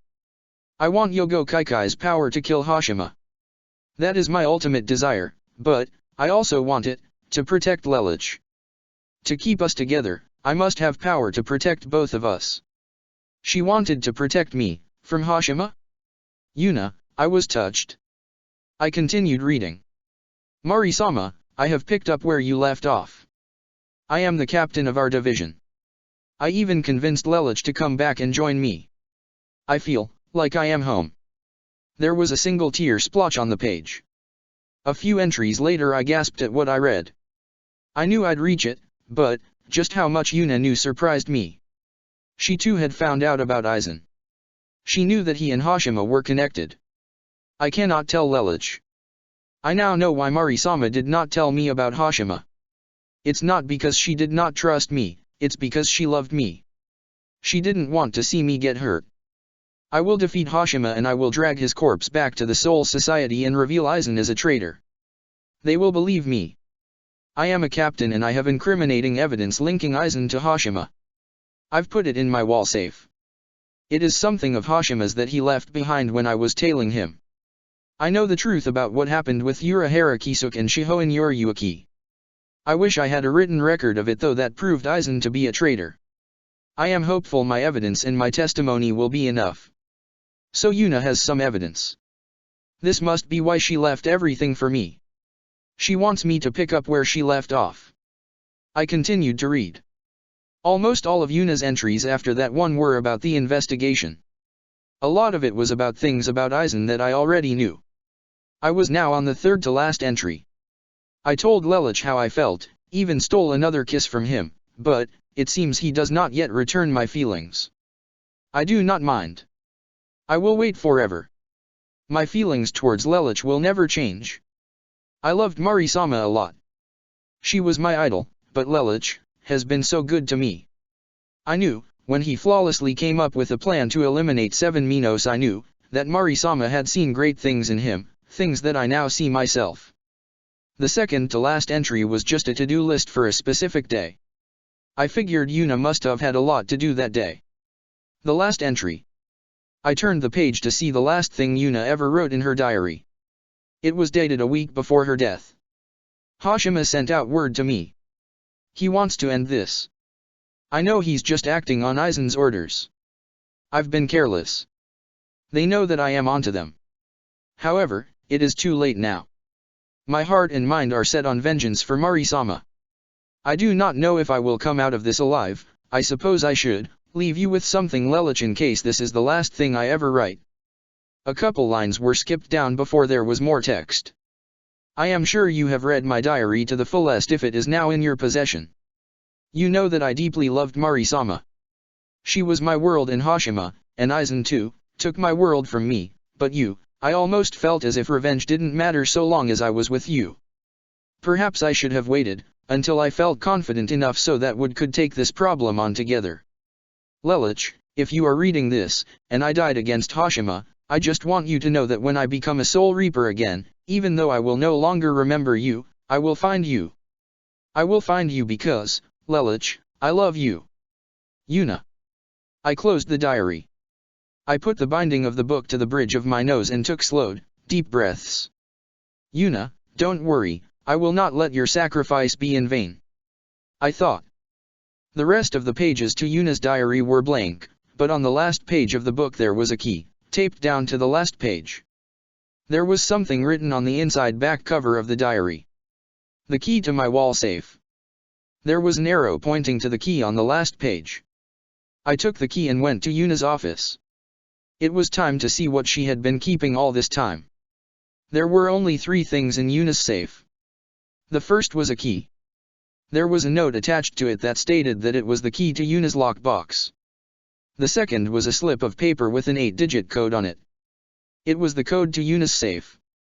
The third was, by process of elimination, Yuna's so-called evidence. It was a white mask, like that of a Hollows. She said the mask belonged to Hashima. I looked at it. It looked like the head of a stereotypical devil. The mask was blank white with no other interesting features besides the small horns that identified it to look like a devil mask. The mask had Ryotsu seeping from it. I've read about this. There are books that describe a forbidden power, Soul Reapers tapping into the domain of Hollows and using their powers by wearing their masks. It was stated in the research that such masks caused the wearer to lose their sanity and the mask to become perpetually fused with the victim's face, turning them into a hollow. I looked at the mask curiously. Could Aizen have developed a way to create masks that don't strip away the user's sanity? I lowered the mask and tucked into my robes. Either way it doesn't matter. This evidence would have only helped Yuna on its own. I'm too underranked to challenge Aizen with this. It's circumstantial without a captain to challenge him. All it proves was that Hashima dabbled in such arts. Only Yuna could have persuaded the Central 46 to look into Aizen, but they probably would not have believed her if she had presented this to them when Hashima was still alive. They would have demanded he be brought in alive for questioning and Yuna's revenge would have gone out the window. She wanted Hashima dead, so in the end she got what she wanted. Don't worry though Yuna, I shut the door to her wall safe. I'll avenge you, both you and Akari Teiko. I used the key and code to open Yuna's lockbox and safe. Yuna had a stack of papers in her safe that would help me with my investigation against Aizen, which I noticed upon skimming through them. I decided to go over them more in depth later, but first I opened Yuna's lockbox. Inside were 3 photographs. The first one was really old. It was taken when Akari Teiko was still alive. In the photo was Akari Teiko, Yuna, Ishine Fukotaiko and everyone else I hung out with when I originally came to the 10th Division. The other photograph was more recent. It was taken about a year after Yuna became captain. Rangiku, Ishine Futeiko, Shisato, Jowlin Senpai, Natsumi-chan and I were all in the photo. There was something written on the back of the second photo. The third photo looked as if it had been taken while Yuna and I were dancing at Shiba Fukotaiko's wedding. There was something written on the back. I will cherish this moment forever. I can't stay here. I thought to myself as I closed the lockbox. If I stay here I will always be reminded of Yuna. I drafted paperwork requesting a transfer. Ishine Fukotaiko understood and I was put into Division 6 under Kukaki Teiko. Byakuya had matured since I had last seen him. He was now the vice captain of his division, having taken his father's place at his grandfather's side. His normal expression was not unlike my own when I attended Ashford Academy. I spoke with him a few days after my transfer. Byakuya, now Byakuya Fukotaiko to me, was like a completely different person now. He had lost that childish naivete completely. He was now a mature, proud, and self-confident Soul Reaper. I asked about Hisuna, wondering if they were still in touch. Byakuya Fukotaiko still spoke with Hisuna. However, for me at least, there was one problem. She was in Aizen's squad. She was Aizen's 5th seat. Oh no you don't, I thought to myself. Hisuna is my pupil. Don't you dare think about taking her away from me Aizen. I decided then that, besides my investigation into Aizen, I would add another objective to my ultimate goal to taking him down. I was about to start Operation Push Hisuna and Byakuya together. They were old friends and I knew that Hisuna liked Byakuya. If I could get Byakuya to see it, I wouldn't have to worry about Hisuna. Byakuya would protect her from Aizen if he tried to advance on her. If I added myself into the equation Aizen might make an obvious advance and that would push Byakuya to my side entirely. I'd have both the Shibas and the Kuchikis in my pocket. I won't be able to do this alone. There might be times where I'll have to put myself in danger. If that time comes, will you help me? I asked Iin Tamashi. Yes. I will protect you, Lelich, such is the reason I gave you my power. I grinned impishly. Excellent. End of chapter 20. Check the description for the links to the